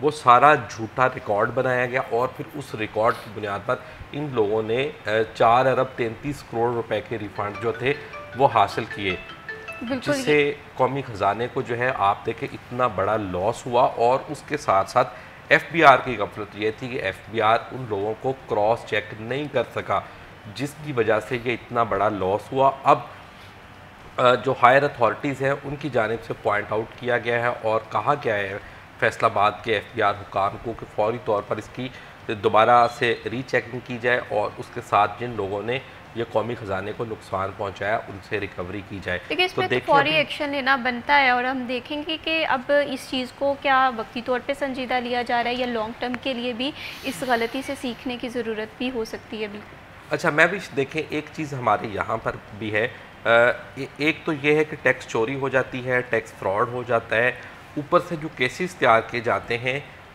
वो को इतने ज़्यादा स्ट्रॉन्ग नहीं होते या उनके अंदर एविडेंसेस नहीं होते गवर्नमेंट ऑफिशियल्स के पास, FBR के पास। उसकी मिसाल ये होती है, मिसाल के तौर पर एक कोई टैक्स चोरी का केस पकड़ा गया, अगर उसमें टैक्स चोरी 2 करोड़ रुपए की है तो मुतलका जो IO है वो सिर्फ़ और सिर्फ अपने नंबर गेम के लिए उस अमाउंट को बढ़ा चढ़ा कर 15-20 करोड़ रुपए बना देता है। जब वो केस कोर्ट के अंदर जाता है तो वहाँ पर 15-20 करोड़ रुपए चोरी के एविडेंसेस नहीं होते, उसका बेनिफिट जो है वो एक्यूज्ड को होता है। वो जो उसने 2-3 करोड़ रुपए की भी चोरी की होती है उसको उसमें भी बेनिफिट मिल जाता है और वो शवाहिद ना होने की वजह से वो रिहा हो जाता है उन इल्ज़ामात से। ये बहुत ज़्यादा केसेस में हो रहा है। उसके साथ साथ एक और चीज़ मैंने देखी पिछले दिनों फैसलाबाद में, एक केस ऐसा आया था 1 अरब 75 करोड़ रुपए का टैक्स चोरी का केस था, टैक्स फ्रॉड का केस था। तो वो बासानी कुछ ही अर्सा बाद उस मुलजिम की बेल हो गई थी जो उसका मरकज़ी मुलजिम था। तो ये वो चीज़ें हैं, हालांकि मैं समझता हूँ कि जो इस तरह के केसेस हैं उनमें जब तक जो नुकसान रिकवर नहीं हो जाता उस वक्त तक मुलजिम की बेल नहीं होनी चाहिए। और उसके साथ साथ मुतलका जो FBI ऑफिशल्स हैं उनको भी चाहिए, उनकी ज़िम्मेदारी होनी चाहिए कि वो इस तरह के एविडेंसेस तैयार करें और उस वक्त कोई भी FIR या इकदाम उठाएं जब उनके पास प्रॉपर एविडेंसेस हों। अगर सिर्फ शकूक व शुबहात की बुनियाद पर किसी शख्स पे कोई केस कायम कर दिया जाता है तो उसका फिर जो नताइज है वो उसी तरह के आते हैं कि वो मुलजिम को जाते हैं बेल मिल हम जाती है। गैप भी देखते हैं FPR के दरमियान और जो बिज़नेस कम्युनिटी है। आपने अक्सर देखा होगा कि कोई भी न्यू ऑर्डिनेंस आता है तो हमारी जो बिज़नेस कम्युनिटी है वो सरापा एहतजाज होती है, कोई तरमीमी ऑर्डिनेंस आता है वहाँ पर भी हमें एहतजाज नज़र आता है। तो ये गैप भी कहीं ना कहीं कवर नहीं हो पा रहा, जिसकी वजह से इनकम जो टैक्स रिटर्न फाइल है वो एक स्मूथली एक प्रोसेस नहीं चल पा रहा है। देखें, एक तो ये है कि जब पॉलिसियाँ बंद कमरों के अंदर बैठकर बनेंगी या बनती हैं और स्टेक होल्डर्स को एतमाद में नहीं लिया जाता, उस वक्त तक सिस्टम को स्मूथली चलाना जो है वो काफ़ी मुश्किल होता है। अब पाकिस्तान का बजट तो IMF की हिदायत के मुताबिक तैयार हो रहा है, तो जाहिर है IMF तो कभी भी फैसलाबाद के किसी ताजर से या सनतकार से मशवरा नहीं लेगा। वो तो अपनी ज़रूरियात के मुताबिक और अपनी कंडीशंस के मुताबिक ही हिदायत जारी करेगा। उससे कबल भी ऐसा ही होता था, मगर अब भी ये है। और उसके साथ दूसरा, बिल्कुल इसी तरह से ये गैप जो है FPR के जानिब और बिज़नेस कम्युनिटी के दरमियान अगर ये रिजॉल्व हो जाए तो हमारी कैश इकॉनमी जो ये भी कम हो सकती है और फाइलर जो हैं वो भी ज़्यादा से ज़्यादा हमारे टैक्स रिटर्न में आ सकते हैं। बहुत शुक्रिया Umair Asmat for joining us in this programme. बहुत शुक्रिया Aslan Rani for joining us in this programme. यहाँ पर वक्त हुआ है अभी एक छोटी सी ब्रेक का, कई मजा आइए हमारे साथ रहिए।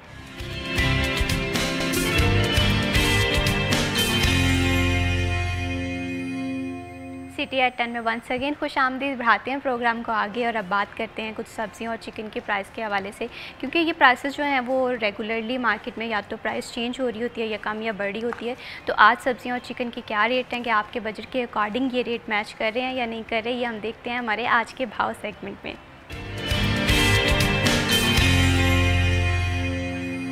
मोहम्मद अली नारू हमारे साथ मौजूद हैं। जी मोहम्मद अली नारू, बताइएगा आज चिकन और सब्जियों के क्या रेट मार्केट में देख रहे हैं? फैसलाबाद मार्केट कमेटी की जानिब से बरोज़ बुध की रेट लिस्ट जारी कर दी गई है। ब्रायलर मुर्गे गोश्त साबका कीमत पर कायम रहता हुआ 595 रुपये फ़ी किलो मार्केट में 600 रुपये के लगभग फ़रोख्त किया जा रहा है। इसके साथ साथ अंडा फार्मी 1 रुपये महंगा होता 305 से बढ़कर 306 रुपये फ़ी दर्जन हो गया है। सब्जियों की कीमतों का जायज़ा लिया जाए तो कोई रद्दोबदल नहीं देखा गया। ज़्यादातर आलू कच्चा छिलका साबका कीमत पर कायम रहता हुआ 80 रुपये मार्केट में 100, प्याज साबका कीमत पर कायम रहता हुआ 70 मार्केट में 100, टमाटर साबका कीमत पर कायम रहते हुए 135 मार्केट में 250 रुपये फ़ी किलो में दस्तयाब है। अदरक चाइना की कीमत बगैर रद्दोबदल के 400 मार्केट में 450, लहसन हरनाई की कीमत साबका बरकरार रहते हुए 260 मार्केट में 350, सब्ज़ मिर्च 5 रुपये महंगी हुई है 90 से बढ़कर 95 रुपये मार्केट में 150, फूल गोभी की कीमत बगैर रद्दोबदल के 110 रुपये 170 रुपये रही है मार्केट में 180 रुपये, बंद गोभी की कीमत बगैर रद्दोबदल के 110 मार्केट में 150, घिया कद्दू साबका कीमत पर कायम रहता हुआ 105 मार्केट में 150, बैंगन 95 मार्केट में 150, खीरे 77 रुपये और मार्केट में 140 रुपये में फ़रोख्त किए जा रहे हैं। मटर की कीमत बगैर रद्दोबदल के 255 मार्केट में 270 और इसके साथ साथ पालक की कीमत की जायज़ा बात की जा रही तो 55 रुपये और मार्केट में 80 रुपये फ़ी किलो में फ़रोख्त की जा रही है। फलों की कीमतों का जायज़ा लिया जाए तो सेब गाचा 5 रुपये महंगा होता 235 से बढ़कर 240, मार्केट में 250 रुपये फ़ी किलो फ़रोख्त किया जा रहा है। केला 130 रुपये मार्केट में 130 से 140, आम चौंसा अव्वल 240 मार्केट में 300 और अमरूद 85 मार्केट में 150 से लेकर 200 रुपये तक, अनार देसी 310 मार्केट में 400, अंगूर गोला 200 मार्केट में 300, अंगूर सुंदरखानी 300 मार्केट में 400 रुपये फ़ी किलो में दस्तयाब है। मजमूई तौर पर कीमतों का जायज़ा लिया जाए तो ब्रायलर मुर्गे गोश्त साबका कीमत पर कायम रहा है। सब्जियों और फलों की कीमतें भी मुस्तहकम रही हैं। जी बहुत शुक्रिया मोहम्मद नारू तफसीलात से आगाह करने के लिए। बढ़ाते हैं प्रोग्राम को आगे और बात करते हैं सैलाब और हालिया बारिशों की वजह से जहां पर शहरी ज़िंदगी जो है वो मफलूज होकर रह गई है, वहां पर पूरा पंजाब जो कि इस वक्त सैलाब की जद में है, जिसमें देहात जो हैं वो काफ़ी सबसे ज़्यादा मुतासर दिखाई दे रहे हैं। कई एकड़ खड़ी फसलें जो हैं वो उसमें नुकसान हो गया या तो वो मुतासर दिखाई दे रही हैं, जिसकी वजह से किसान जो कि दिन रात एक करके मेहनत करके फसलें तैयार करता है, अनाज उगाता है, वो काफ़ी ज़्यादा परेशान नुकसान दिखाई दे रहा है, हालिया सिचुएशन के अकॉर्डिंग कौन कौन सी मुश्किलात हैं किसान को, इस पर बात करेंगे। हुकूमत की जानिब से किस तरह से फैसिलिटेशन प्रोवाइड की जा रही है, इस पर भी बात करेंगे। इन दोनों टॉपिक्स पर गुफ्तगू करने से पहले जो हमारे आज के ख़ास मेहमान हैं उनका तारुफ़ करवा दूँ। आज हमें प्रोग्राम में ज्वाइन किया है ताहिर रज़ाक गुज्जर साहब ने, आप चेयरमैन पाकिस्तान किसान कौंसिल हैं। अस्सलाम वालेकुम, कैसे हैं ताहिर साहब आप? शुक्रिया जी, ठीक है। बहुत शुक्रिया for joining us in this programme. और इन्हीं के साथ हमें ज्वाइन किया है ज़फ़र अली गौरसी साहब ने, आप प्रोविजनल चेयरमैन है पाकिस्तान किसान कौंसिल। अस्सलाम वालेकुम। वालेकुम सलाम। कैसे हैं ज़फ़र साहब आप? अल्लाह का शुक्र। Thank you so much for joining us in this programme. सबसे पहले ताहिर साहब आपसे गुफ्तगू का आगाज़ करेंगे, जहाँ पर हम फ्लड की सिचुएशन देख रहे हैं, देही इलाके काफ़ी ज़्यादा मुतासिर है, लोगों के मवेशी जो हैं वो पानी में बह गए हैं। एक किसान की ज़िंदगी को किस तरह से सैलाब ने मुतासिर किया है? बिस्मिल्लाहिर्रहमानिर्रहीम। देखें जी, पहले तो जो हमारी ज़रूरी पॉलिसी थी उसकी वजह से मेरा काश्तकार काफ़ी परेशान था, क्योंकि हमें जो गंदम की मुनासिब कीमत नहीं मिल रही थी। गवर्नमेंट ने डीरेगुलेट करने के चक्कर में ज़िम्मेदार की जो गंदम थी वो 2000-1800 में बिकी। अब अल्लाह ताला की जो कह लें कि रहमतें भी हैं और अल्लाह ताला की वजह से जो सैलाब है, सैलाब में तो किसी इंसान का ज़ाती किरदार नहीं या किसी हुकूमत का कोई किरदार नहीं है, ठीक है, लेकिन उसको मैनेज करना हुकूमत का किरदार है, हुकूमत के अदारों का किरदार है। उस सैलाब की वजह से भी सबसे ज़्यादा मेरा काश्तकार और मेरे जो दही इलाके में लोग बसते हैं वो मुतासर हुए हैं। अब उनके पास ना छत रहा, ना ज़मीन रही, ना फसल रही, ना जानवर रहा। तो हमारी हुकूमत पंजाब से, हुकूमत पाकिस्तान से रिक्वेस्ट है कि जो रिलीफ का काम है उनका डाटा इकट्ठा किया जाए, जो बंदे मुतासर हुए हैं उनको आफत ज़दा करार दिया जाए यूनियन कौंसिल लेवल पे। ये नहीं कि आप डिस्ट्रिक्ट पूरे को कर दें, क्योंकि कई जगह पे तहसील एक पूरी पे सैलाब से मुतासर हुई, कई जगह पे पूरा ज़िला मुतासर हुआ, कई जगह पे आधी तहसील मुतासर हुई, आधी दूसरी। तो हम चाहते हैं जो डाटा है ना वो एक तो करेक्ट होना चाहिए, जो हमारे फील्ड में लोग बैठे हैं, चाहे वो एग्रीकल्चर एक्सटेंशन वाले हैं या जो दूसरे हैं, उनसे डाटा लिए, जो बंदे इनसे मुतासर हुए हैं मेरे काश्तकार, उनका दुरुस्त डाटा लेके उनको माली इमदाद की जाए।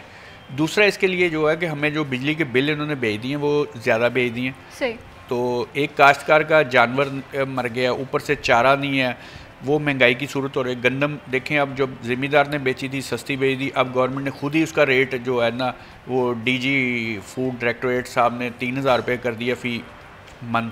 तो ये एक तो ज़्यादती है। ये अगर 3000 करना था तो मेरे काश्तकार के लिए करते।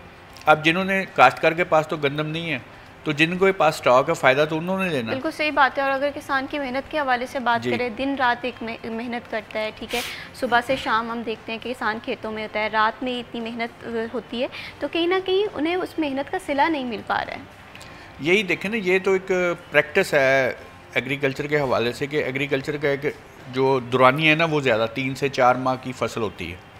तो जो लोग 2 दिन या 3 दिन या 4 दिन स्टॉक करते हैं या सब्ज़ी का या कोई फलों का, उनको प्रॉफिट वो 4 माह से ज़्यादा मिल जाता है और वो प्रॉफिट में जाते हैं, नुकसान में नहीं जाते। लेकिन मेरे काश्तकार को हमेशा नुकसान का सामना करना पड़ रहा है, हुकूमती पॉलिसी की वजह से, मार्केटिंग की वजह से और मौसमी जो हालात इस वक्त चल रहे हैं क्लाइमेट चेंज की वजह से, वो मुतासर मेरा काश्तकार हो रहा है। बिल्कुल इसी तरह से क्लाइमेट चेंज जो है ये एक सिर्फ पाकिस्तान का मसला नहीं है, ये ग्लोबली मसला है। लेकिन इस मसले के हल के लिए बाकी नेशन जो हैं वो इक़दाम करना स्टार्ट होंगी। अब हमें भी इस बात की ज़रूरत है कि हम भी इस इशू को देखें, समझें और इस पर इक़दाम करना जो है इनिशिएटिव लें। यहाँ पर ज़फ़र अली गौरसी साहब, आपसे मैं ये जानना चाहती हूँ, अगर फ्लड की सिचुएशन के हवाले से बात करें, हालिया हमने देखा कि बारिशें होती हैं तो बहुत ज़्यादा हम पानी देख रहे हैं, फसलें काफ़ी ज़्यादा तबाह हो रही हैं, तो सबसे ज़्यादा किसान को किस फसल का नुकसान आप देख रहे हैं? बिस्मिल्लाहिर्रहमानिर्रहीम। असल में सैलाब जो है वो तो हर जगह पे आया है। कुछ जगह यानी कि एक होता है गुजरांवाला है तो चावल का नुकसान हो जाए, किसी और जगह पे इधर सिंध की तरफ आए तो कपास का नुकसान हो जाए, और इधर फैसलाबाद की तरफ आए तो गन्ने का नुकसान हो जाए। तो जो भी फसल लगी इधर हर जगह पे नुकसान हो रहा है और बहुत ज़्यादा नुकसान हुआ है, नो डाउट बहुत ज़्यादा नुकसान हुआ है। ज़िम्मेदार जो है ना पहले ही पिसा हुआ था, बहुत ज़्यादा पिसा था, और इसका फैक्ट भी आएगा आगे जाके देखना, महंगाई भी होएगी, ठीक है ना, फ्रूट महंगे होंगे, सब खा करके सब्ज़ी बहुत महंगी हो जाएगी, क्योंकि सैलाब में तो ये एरिया तो सारा जो है इधर से लेके बॉर्डर से लेके चनियोट तक सारा डूब गया है। बिल्कुल इसी तरह जी, से कोई एरिया बचा नहीं, नुकसान फसलों का बहुत ज़्यादा हुआ है। बिल्कुल इसी तरह से अगर हम फैसलाबाद के हवाले से बात करें, जंग काफ़ी ज़्यादा मुतासिर हुआ है, ताहिर साहब जो है चिन्योट वो काफ़ी ज़्यादा मुतासिर हुए। तो एक तो वैसे ही लोग काफ़ी ज़्यादा परेशान हैं, ठीक है, खुले आसमान के तले ज़िंदगी गुजारे हैं। ऐसे में किसान अगर एम्पावर होता, कुछ उसके पास प्रीवियस सेविंग होती, तो शायद इतने मुश्किल हालात ना होते। आप इस चीज़ को किस तरह से देखते हैं कि अभी गन्ने की फसल जो थी, किसान ने उस पर काफ़ी मेहनत की थी, वो बुरी तरह से मुतासिर हुई नज़र आ रही है, तो ये चीज़ किसान को कितनी नुकसान देगी? देखिए जी, काश्तकार को तो नुकसान है। इसके लिए थोड़ी सी हुकूमती जो पॉलिसी है, जो उनका रिलीफ का सिस्टम है, उसको एक तो तेज़ करना चाहिए।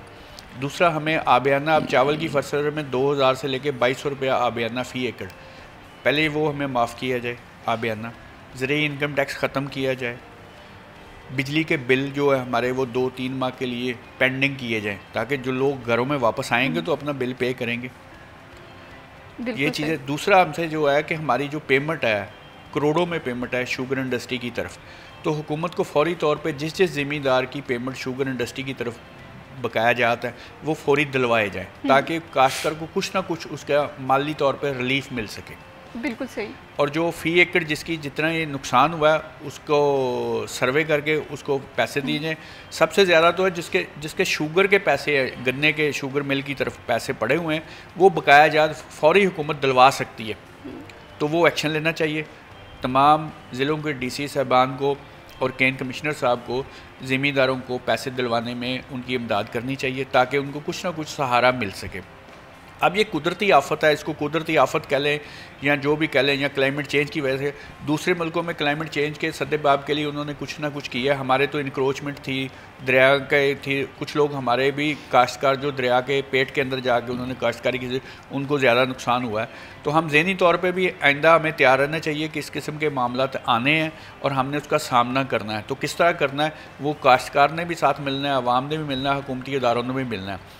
अब जो 1122 वाले हैं, उन्होंने सबसे ज़्यादा रेस्क्यू वालों ने काम किया है, दही इलाकों में जाके, शहरी इलाकों में जा पे, जिसके लिए हम उनको खराज तहसीन पेश करते हैं। 1122 वालों को सबसे ज़्यादा उन्होंने फील्ड में आके सबसे ज़्यादा उन्होंने काम किया। उसके बाद सिविल डिफेंस है, बाकी इदारे हुकूमती, उन्होंने काम किया है। लेकिन नुकसान इतना ज़्यादा हुआ है कि ये हुकूमती इदारे जो काम कर रहे हैं, ये सारे लोगों तक नहीं पहुँच पा रहे। बिल्कुल बिल्कुल इसी तरह से है, क्योंकि ज़ाहिर सी बात है, इतना बड़ा डिज़ास्टर था और कुदरती आफत को मैनेज करने के लिए रेस्क्यू है, हमारे दीगर सिक्योरिटी के इदारे हैं, तमाम तर लोग जो हैं वो दिन रात कोशिशें कर रहे हैं। आई होप सो कि अल्लाह ताला खैरियत का वक्त लेकर आए और तमाम लोगों का जो रेस्क्यू ऑपरेशन है वो तो जारी है। रिलीफ जो स्टेप है वो भी हम इसी तरह से अच्छे से इनिशिएटिव देखें। ताहिर साहब ये भी बताइएगा कि ज़ाहिर सी बात है, अभी तो हम रेस्क्यू वाले स्टेप पे है, ज़ाहिर सी बात है, इसके बाद रिलीफ होगा, सैलाब की कॉन्सिक्वेंसेस जो हैं वो हमें बाद में देखने में मिलेंगे। तो किसान पे आप कौन से कॉन्सिक्वेंसेस देख रहे हैं, या हमारी जो फसलें हैं, महंगाई है, ये किस कदर बढ़ सकती है? देखिए जी, तकरीबन 30 से 40% हमारा जो चावल का एरिया है वो डिस्टर्ब हुआ है, और 20 से 30% हमारी जो काटन एरिया है वो डिस्टर्ब हुआ है। इसके उसका जो इफेक्ट है, कुछ चावल की हमारी पैदावार कम होगी। जब पैदावार कम होगी, डिमांड और सप्लाई में फ़र्क होगा, तो ज़ाहिर है कीमतों में असरअंदाज होगा। ये महंगाई अगले 3 माह देखने में आएगी और हम सबको वो बर्दाश्त करनी पड़ेगी। कुछ खुद साख्ता महंगाई होगी, कुछ हमारी जो पैदावार कम होगी उसकी वजह से हुई। दूसरा है कि हमारा जो 15 अक्टूबर से लेके और 15 नवंबर तक हमारी गंदम की बिजाई शुरू हो जाती है। ठीक है। उसके लिए जिस इलाकों से पानी निकल जाएगा तो वहाँ से शायद हम गंदम काश्त करने के लिए काबिल हो सकें। जहाँ पे पानी खड़ा होगा वहाँ पे हम गंदम भी काश्त नहीं कर, गंदम का एरिया भी कम होने का ख़तरा। पहले हमारे पास गंदम शॉर्ट है। उसके लिए ये है कि जिस एरिया में हमारी पानी खुश्क हो गया, वहाँ के ज़िम्मेदारों को खाद और बीज फ्री ऑफ कॉस्ट दिया जाए, ताकि वो गंदम अच्छे तरीके से उगा सके, और जो मुल्क की हमारी ग्रीन जो बास्केट है उसका हम फ़ायदा ले सकें, ताकि लोगों को साबित हो कि हमने सैलाब के बाद भी मेहनत की है और हमारे उसके समरात आए, हम अपने जो गंदम है या अनाज है उगाने में कामयाब हो गए। बिल्कुल इसी तरह से है, ये मुश्किल का टाइम है और इस टाइम सबसे ज़्यादा एम्पावर करने की जिन्हें ज़्यादा ज़रूरत है वो हमारे किसान तबके। अगर उसके लिए एक आप मैं ऐड कर दूँ, जो हमारे किसानों के किसान कार्ड के ज़रिए कर्ज़ा लिया है उसको भी 1 साल के लिए पेंडिंग किया जाए उसकी रिकवरी के लिए। और जो ज़रूरी कर्जा ज़्यादा है, जो अफेक्ट हुए एरिए, ये नहीं कि सारे एरियों को, जो अफेक्ट हुए एरिए वो तहसीलों के लिए वो 1 साल के लिए उनका जो मार्कअप है या उनके कर्जे की रिकवरी है, बिल्कुल एक सर्वे होना चाहिए चाहिए और सर्वे में देखना चाहिए कि कहाँ के किसान जो हैं वो काफ़ी ज़्यादा मुतासिर हुए हैं। फिर फैसिलिटेशन की जो सर्विसेज हैं उन्हें बेहतर बनाने की ज़रूरत है, ताकि किसान अगर एम्पावर होगा तो हम देखेंगे कि हमारे जो ज़रूरी एक रिप्रेजेंटेशन है पूरी दुनिया में वो मेंटेन रहेगी। फर्दर भी किसानों के इशूज़ के हवाले से बात करेंगे प्रोग्राम में, लेकिन यहाँ पर वक्त हुआ एक छोटी सी ब्रेक का कि मत जाइए हमारे साथ रहिए।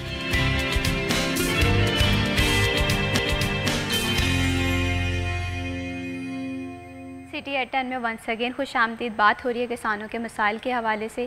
पाकिस्तान एक ज़रूरी मुल्क है और इसमें किसानों को एम्पावर करने की सबसे ज़्यादा ज़रूरत है। किसानों के मसाइल तो पहले ही साथ साथ चल रहे थे, जिन पे हुकूमत की जानिब से इक़दाम करने की भी ज़रूरत थी।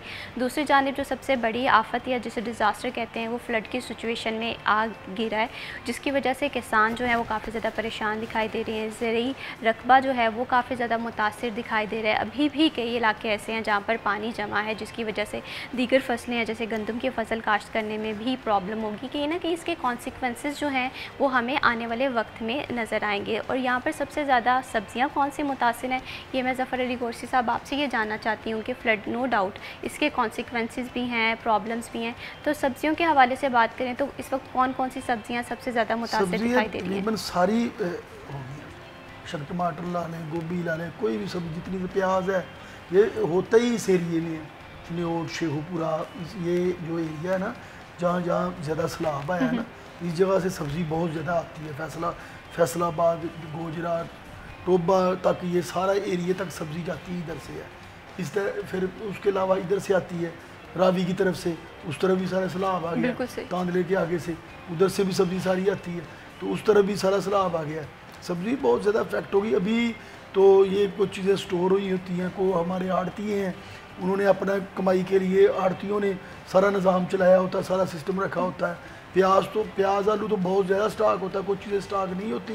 जो प्याज आलू तो बहुत ज़्यादा स्टॉक होता है, बिल्कुल इसी तरह से जैसे चीनी स्टॉक कर लेते हैं बड़ा माफिया, ऐसे प्याज आलू भी स्टॉक होता है और फिर वो बढ़ाते हैं। अभी इससे ज़्यादा मैं कहता हूँ जो हमें फैक्ट है, ये कुदरती आफत आई है, ये तो आई है, साथ हमारी जो आफत लानी है सबसे ज़्यादा वो ये आड़ती लोग हैं। बिल्कुल ज़ख़ीरा अंदाज़ी में ये माफिया बहुत बड़ा माफिया है, मैं साफ बात करता हूँ, ये बहुत बड़ा माफिया है और यही रेट बढ़ाते हैं, यही कम पीछे रेट और होता है, आगे रेट होता है, ख़रीद में रेट। देखो ना, ज़िमींदार को तो रेट मिलता ही नहीं है, ज़िमींदार को रेट नहीं मिलता। पैसे तो कमाई तो ये कर रहे हैं, आड़ती कर रहे हैं। आड़ती ज़िमींदार से तो बेहतर एक जो फ्रूट की रेडी लगा के बैठा है ना सरगोदा रोड पे, वो कहीं बेहतर है। वो शाम को 10,000 रुपया लेके जाता है, 15,000 रुपया कम से कम। जो बंदा 1.5-2 लाख 2.5 लाख कमाता है फ्रूट वाला, तो वो कम तो नहीं ना कमा रहा। बिल्कुल ठीक है ना, वो ज़िमींदार से कहीं बेहतर है, छोटे ज़िमींदार से। लेकिन यहाँ पर ज़रूरत ना इस बात की है कि हम किसान की ज़रूरत को समझें। अगर हम बात करें किसानों के मसाइल के हवाले से, जैसे मैंने पहले भी कहा कि वो काफ़ी अरसे से चल रहे थे।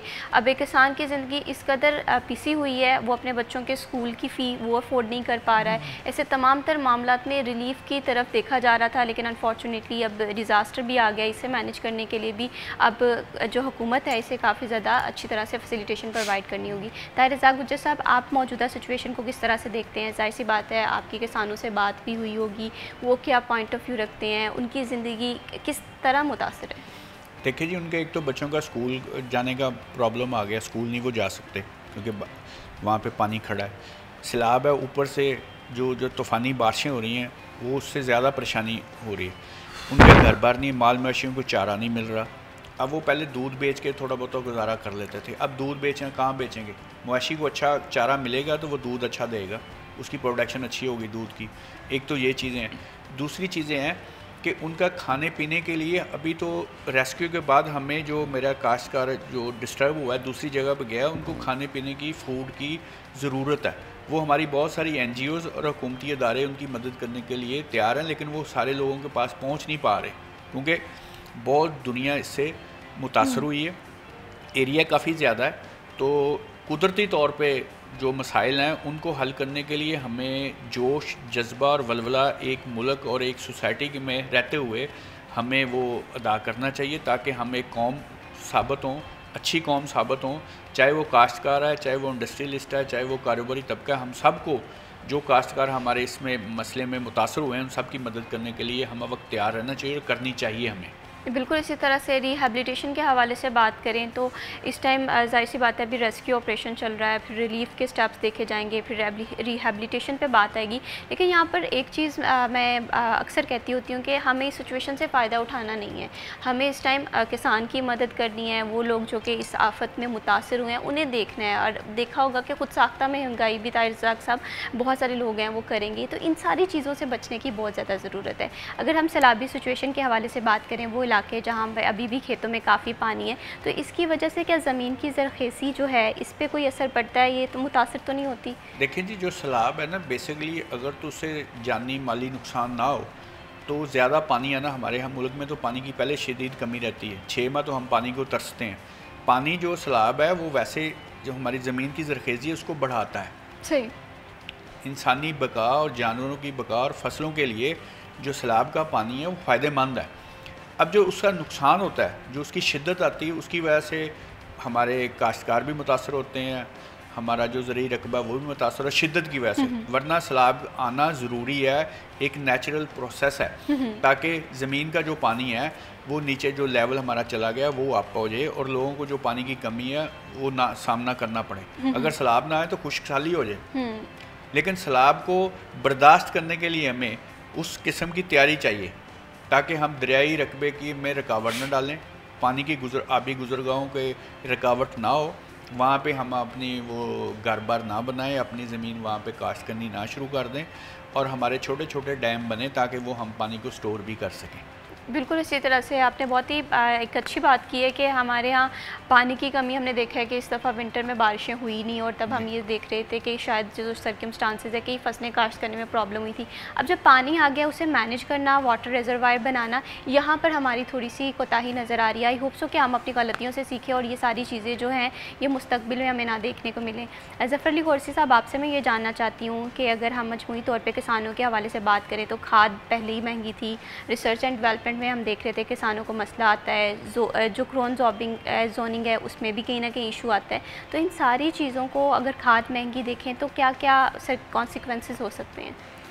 हम पहले भी मुतालबा करते रहे हैं, थार भाई भी, मैं भी, हुकूमत से हमने यही कहा है कि कोई भी कार्ड या कोई सब्सिडी का जो तरीक़ेकार है ना वो इनका हमेशा ही गलत रहा है, वो किसान तक पहुँचते ही नहीं है, उसका फ़ायदा भी वो माफिया उठा जाता है। ठीक है ना, किसान तक फ़ायदा पहुंचता है तब भी है कि खाद को रेट नीचे लाया, सही, खाद का रेट नीचे आए, बीजों का रेट नीचे आए। ठीक है ना, जब रेट ही नीचे नहीं है ना, रेट कंट्रोल प्राइस, ठीक है ना, कंट्रोल होगा तो सारा निज़ाम होगा। अगर जितनी हर चीज़ पे वो नहीं होता कि आपने एक और चीज़ पे डिस्काउंट दे दिया है, तो इधर ये डिस्काउंट का तरीक़ेकार ठीक नहीं है कि आप डिस्काउंट दे रहे हैं, डिस्काउंट दें खाद की बोरी पे कि आपको खाद जो है ना भी बाज़ार से इतने रेट नहीं इतने रेट में मिलेगी। आप कहते हैं कि इसमें कार्ड मिलेगा, इसमें ये चीज़ मिल जाएगी, आपको ये फ़ायदा मिलेगा। वो जो पॉलिसियाँ बनाते हैं फिर वो पॉलिसियाँ हमारे किसान तक नहीं पहुँचती। और कुछ पॉलिसीज़ ये भी होता है कि किसानों से मुशावरत नहीं की जाती है और कोई भी पॉलिसी जो वो इम्प्लीमेंट करवा दी जाती है तो वहाँ पर भी ऑन बोर्ड नहीं लिया जाता, किसानों को ऑन बोर्ड नहीं लिया जाता, लेना चाहिए। ठीक है ना, किसान के लिए बल्कि अच्छे तरीके से एक मैनेजमेंट होनी चाहिए, इसको सुनना चाहिए।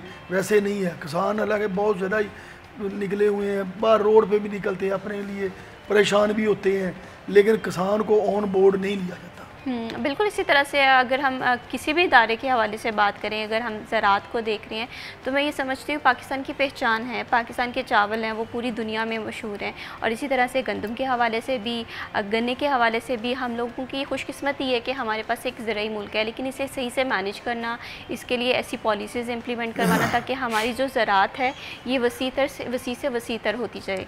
ताहिर रज़ा गुज्जर साहब, आपसे यहाँ पर मैं ये जानना चाहूँगी कि अगर हुकूमती सतह पर हम देखें तो किस तरह से आप देख रहे हैं कि रिलीफ की क्या क्या उम्मीद आपको नज़र आ रही है कि मौजूदा सिचुएशन है, जाहिर सी बात है, बार बार ये बात मैं कर रही हूँ कि अभी तो रेस्क्यू का ऑपरेशन जो है यही कर रहे हैं, तो फ्यूचर में आप किस तरह से देखते हैं कि जब रिहैबिलिटेशन स्टार्ट होगी तो हुकूमत किस तरह से किसान को एम्पावर करने के लिए अपना रोल प्ले कर सकती है?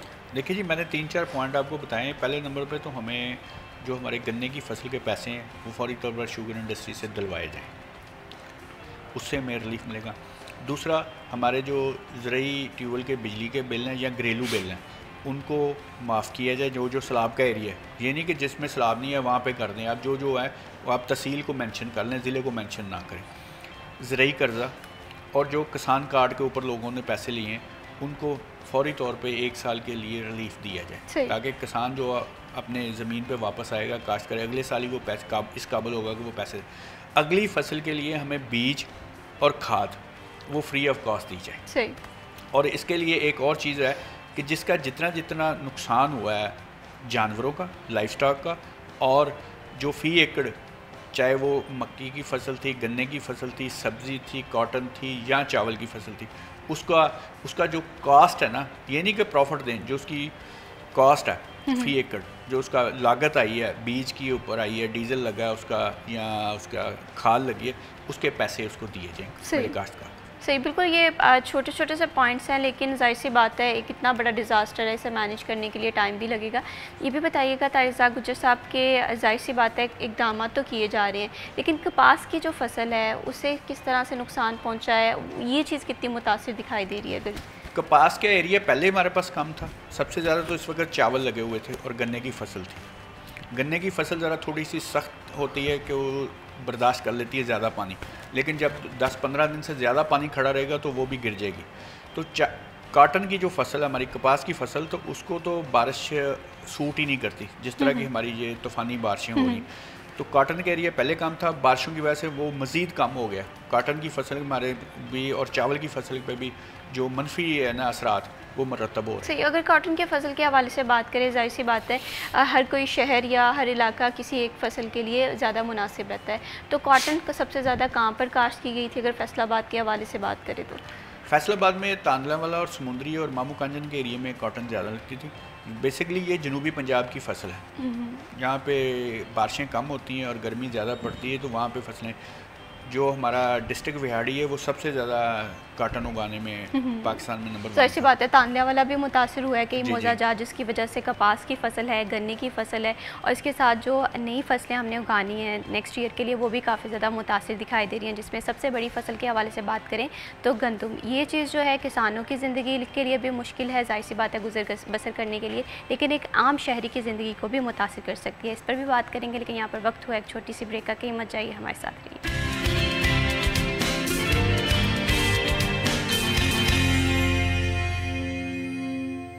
सिटी एट 10 में वंस अगेन खुशामदीद बढ़ाते हैं प्रोग्राम को आगे, और अब बात करते हैं गोल्ड मार्केट की में गोल्ड की प्राइस के हवाले से। सोना जो है वो एक बार फिर महंगा होता हुआ दिखाई दे रहा है, बल्कि महंगा हो गया। आज की गोल्ड प्राइस के हवाले से बात करें तो आज 1 तोला गोल्ड मार्केट में गोल्ड की प्राइस जो है वो 3,83,000 रुपये है, और इसी तरह से 10 ग्राम के हवाले से बात करें 3,28,367 रुपये जो है ये 10 ग्राम की गोल्ड मार्केट में प्राइस। हम देख रहे हैं कि अचानक से ही काफ़ी ज़्यादा प्राइस जो है गोल्ड की बढ़ गई। आई होप सो कि आने वाले दिनों में ये कम होता हुआ दिखाई दे।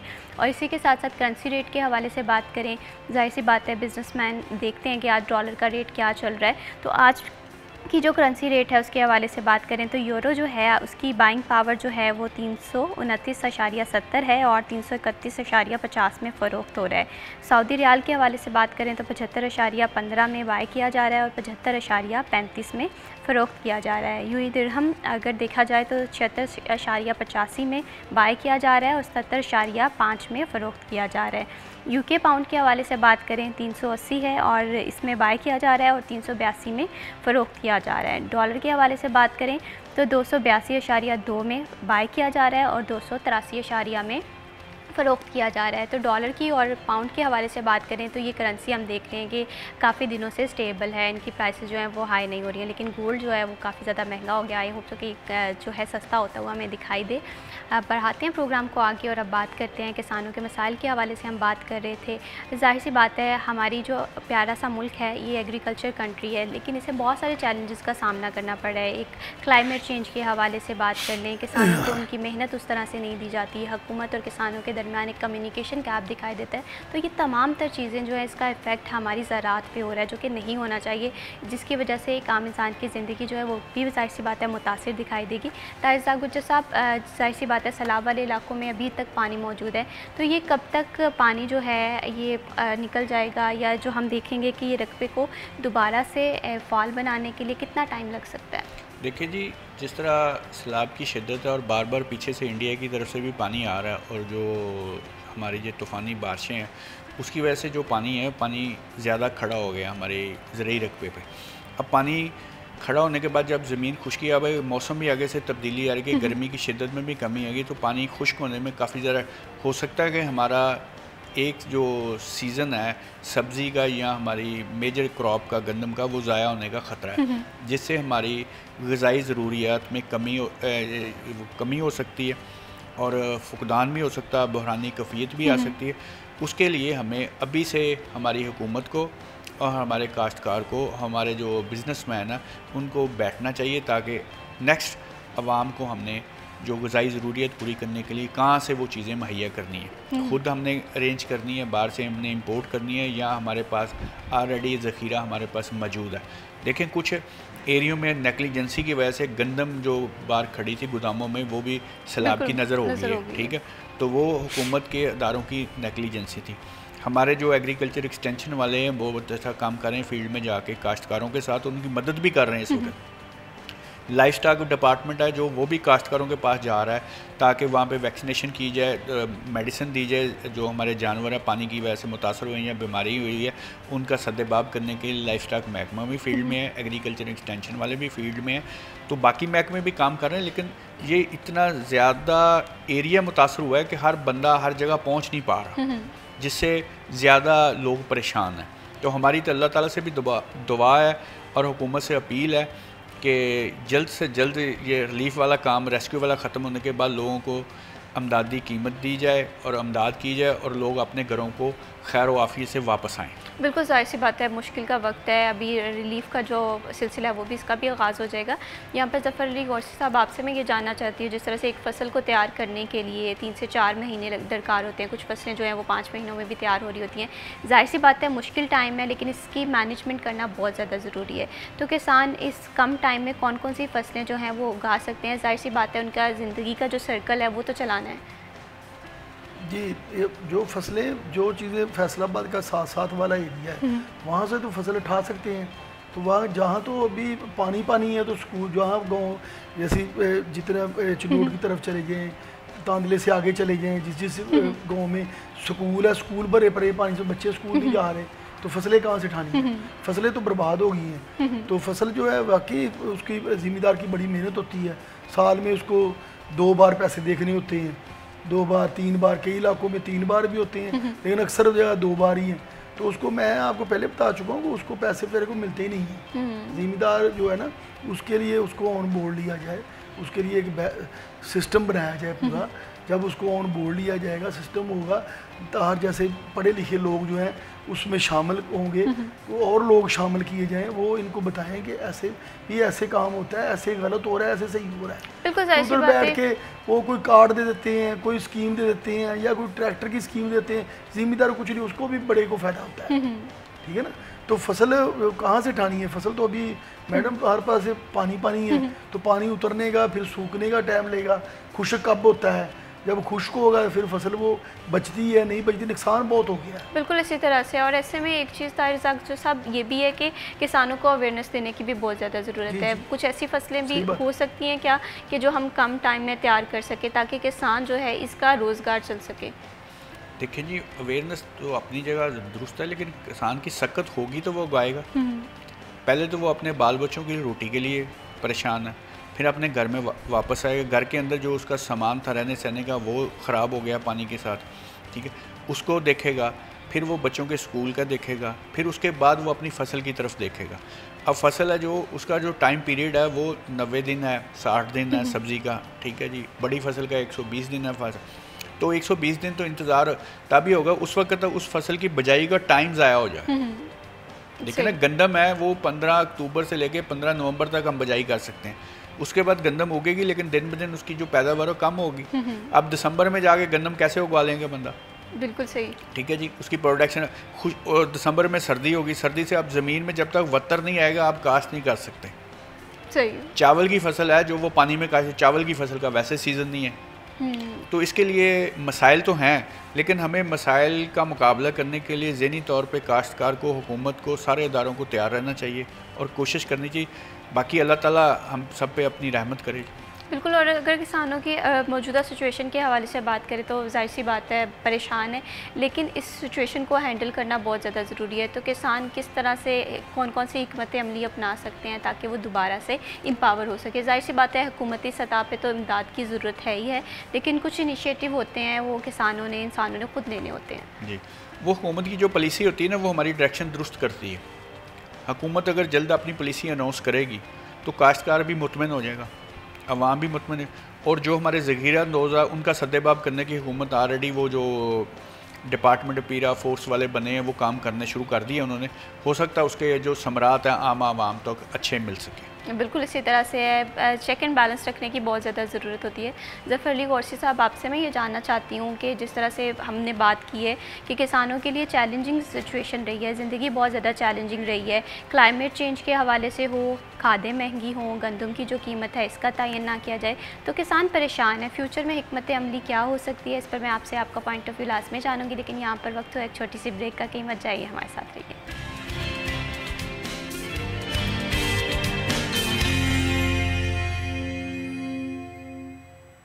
सिटी एट 10 में वंस अगेन खुश आमदीद। बात करें प्रोग्राम में कि किसान के मसाइल क्या हैं, ज़राअत के हवाले से भी। ज़ाहिर सी बात है पाकिस्तान एक ज़रूरी मुल्क है और इसे अगर अपनी इमेज को बरकरार रखना है तो जहाँ पर क्लाइमेट चेंज का इशू है, जहाँ पर दीगर मसाइल हैं, उन्हें टैकल करना बहुत ज़्यादा ज़रूरी है।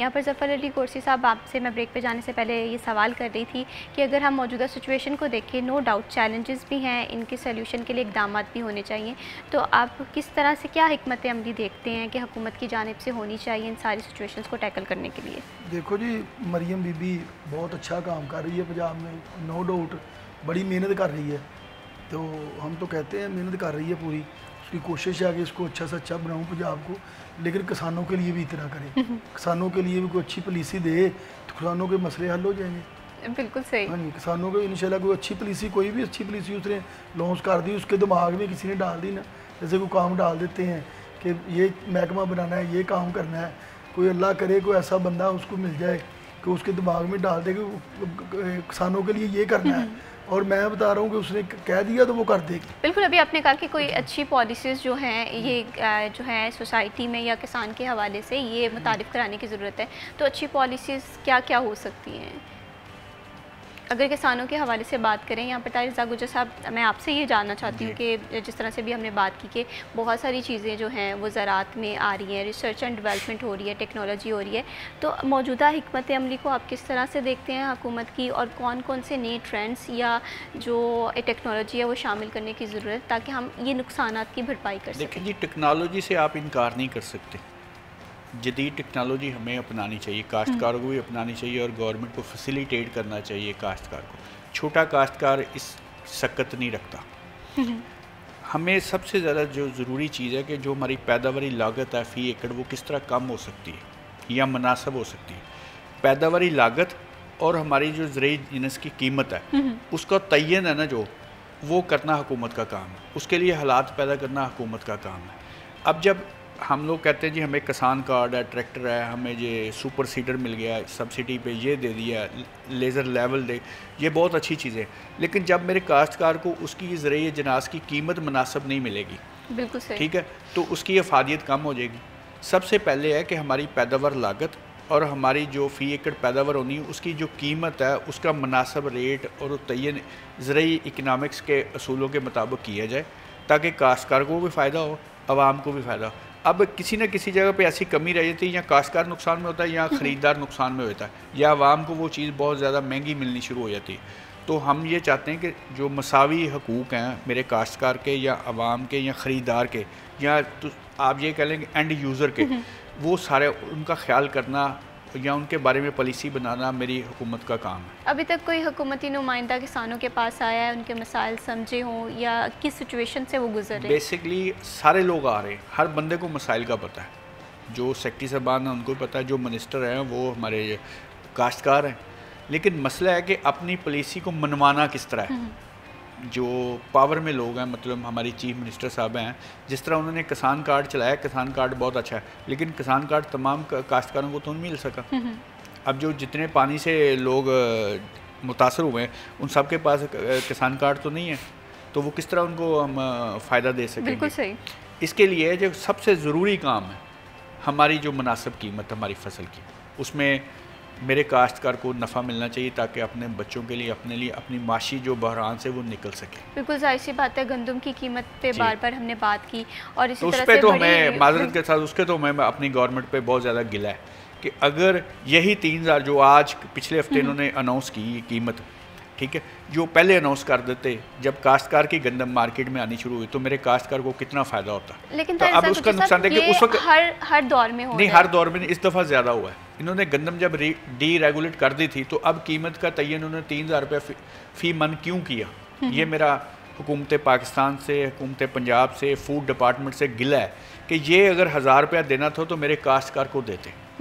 अब ये 1000 रुपया क्यों महंगी की, 3000 रुपया क्यों उसकी कीमत फ़िक्स की डीजी साहब ने, जो फूड के हैं डीजी साहब। अब आईएमएफ नहीं है, उस वक्त तो हमें सब लोगों को यही बताया गया कि आईएमएफ की वजह से हम गंदम की जो प्राइस है वो डी रेगुलेट कर रहे हैं, हम फिक्स नहीं करेंगे, ठीक है, हुकूमत का कोई लेना देना नहीं है। मान ली बात, मेरे काश्तकार को भी नुकसान हो गया, ठीक है, फ़ी एकड़ 30 से 60 हज़ार रुपये मेरे काश्तकार को नुकसान हुआ है गंदम में, ये 1000 रुपये वाले डिफरेंस में। अब आईएमएफ को इन्होंने किस तरह मतलब यकीन दिलाया या आईएमएफ की आंखों में मट्टी डाली है या हमारी आंखों में मट्टी डाल के अब ये 3000 रुपया जो किया है वो मेरे काश्तकार के साथ इंतहाई ज़्यादती की है, जिसका हमें गिला है हुकूमत के साथ। और जाहिर सी बात है, हम एक प्रोग्राम में जाहिर सी बात है आपसे गुफ्तगू हो रही थी कि किसान काफ़ी ज़्यादा परेशान था और ये भी बात की जा रही थी कि अगर किसान इसी तरह से परेशान रहा तो वो गंदम की जो फसल है वो आइंदा साल उगाने में 100 दफ़ा सोचेगा। जाहिर सी बात है, किसान को एम्पावर करना, अगर हम एम्पावर करेंगे तभी पाकिस्तान जो है एक बतौर ज़रूरी मुल्क जो है अपनी नुमाइंदगी बरकरार रखेगा, क्योंकि पाकिस्तान के किसान जो हैं वो बहुत मेहनती हैं। अब इस मेहनत को यूटिलाइज़ करना ये गवर्नमेंट का काम है। बहुत शुक्रिया ताहिर रज़ा गुज्जर साहब for joining us in this programme. बहुत शुक्रिया ज़फ़र अली कोसी साहब, आपने हमारे प्रोग्राम को वक्त दिया। ज़राअत के हवाले से बात हो, फ्लड के हवाले से बात हो या हालिया सिचुएशन के अकॉर्डिंग, तो ये मुश्किल टाइम है, लेकिन इसमें बहुत सारे लोग जो हैं वो पॉजिटिव रोल प्ले कर सकते हैं कम्युनिकेशन करके, कम्प्रीहेंसिव प्लानिंग करके। तो हमेशा उम्मीद जो है वो अच्छे की करनी चाहिए। इसी के साथ मैं अभी शबीब को दीजिए इजाज़त। अल्लाह हाफ़िज़।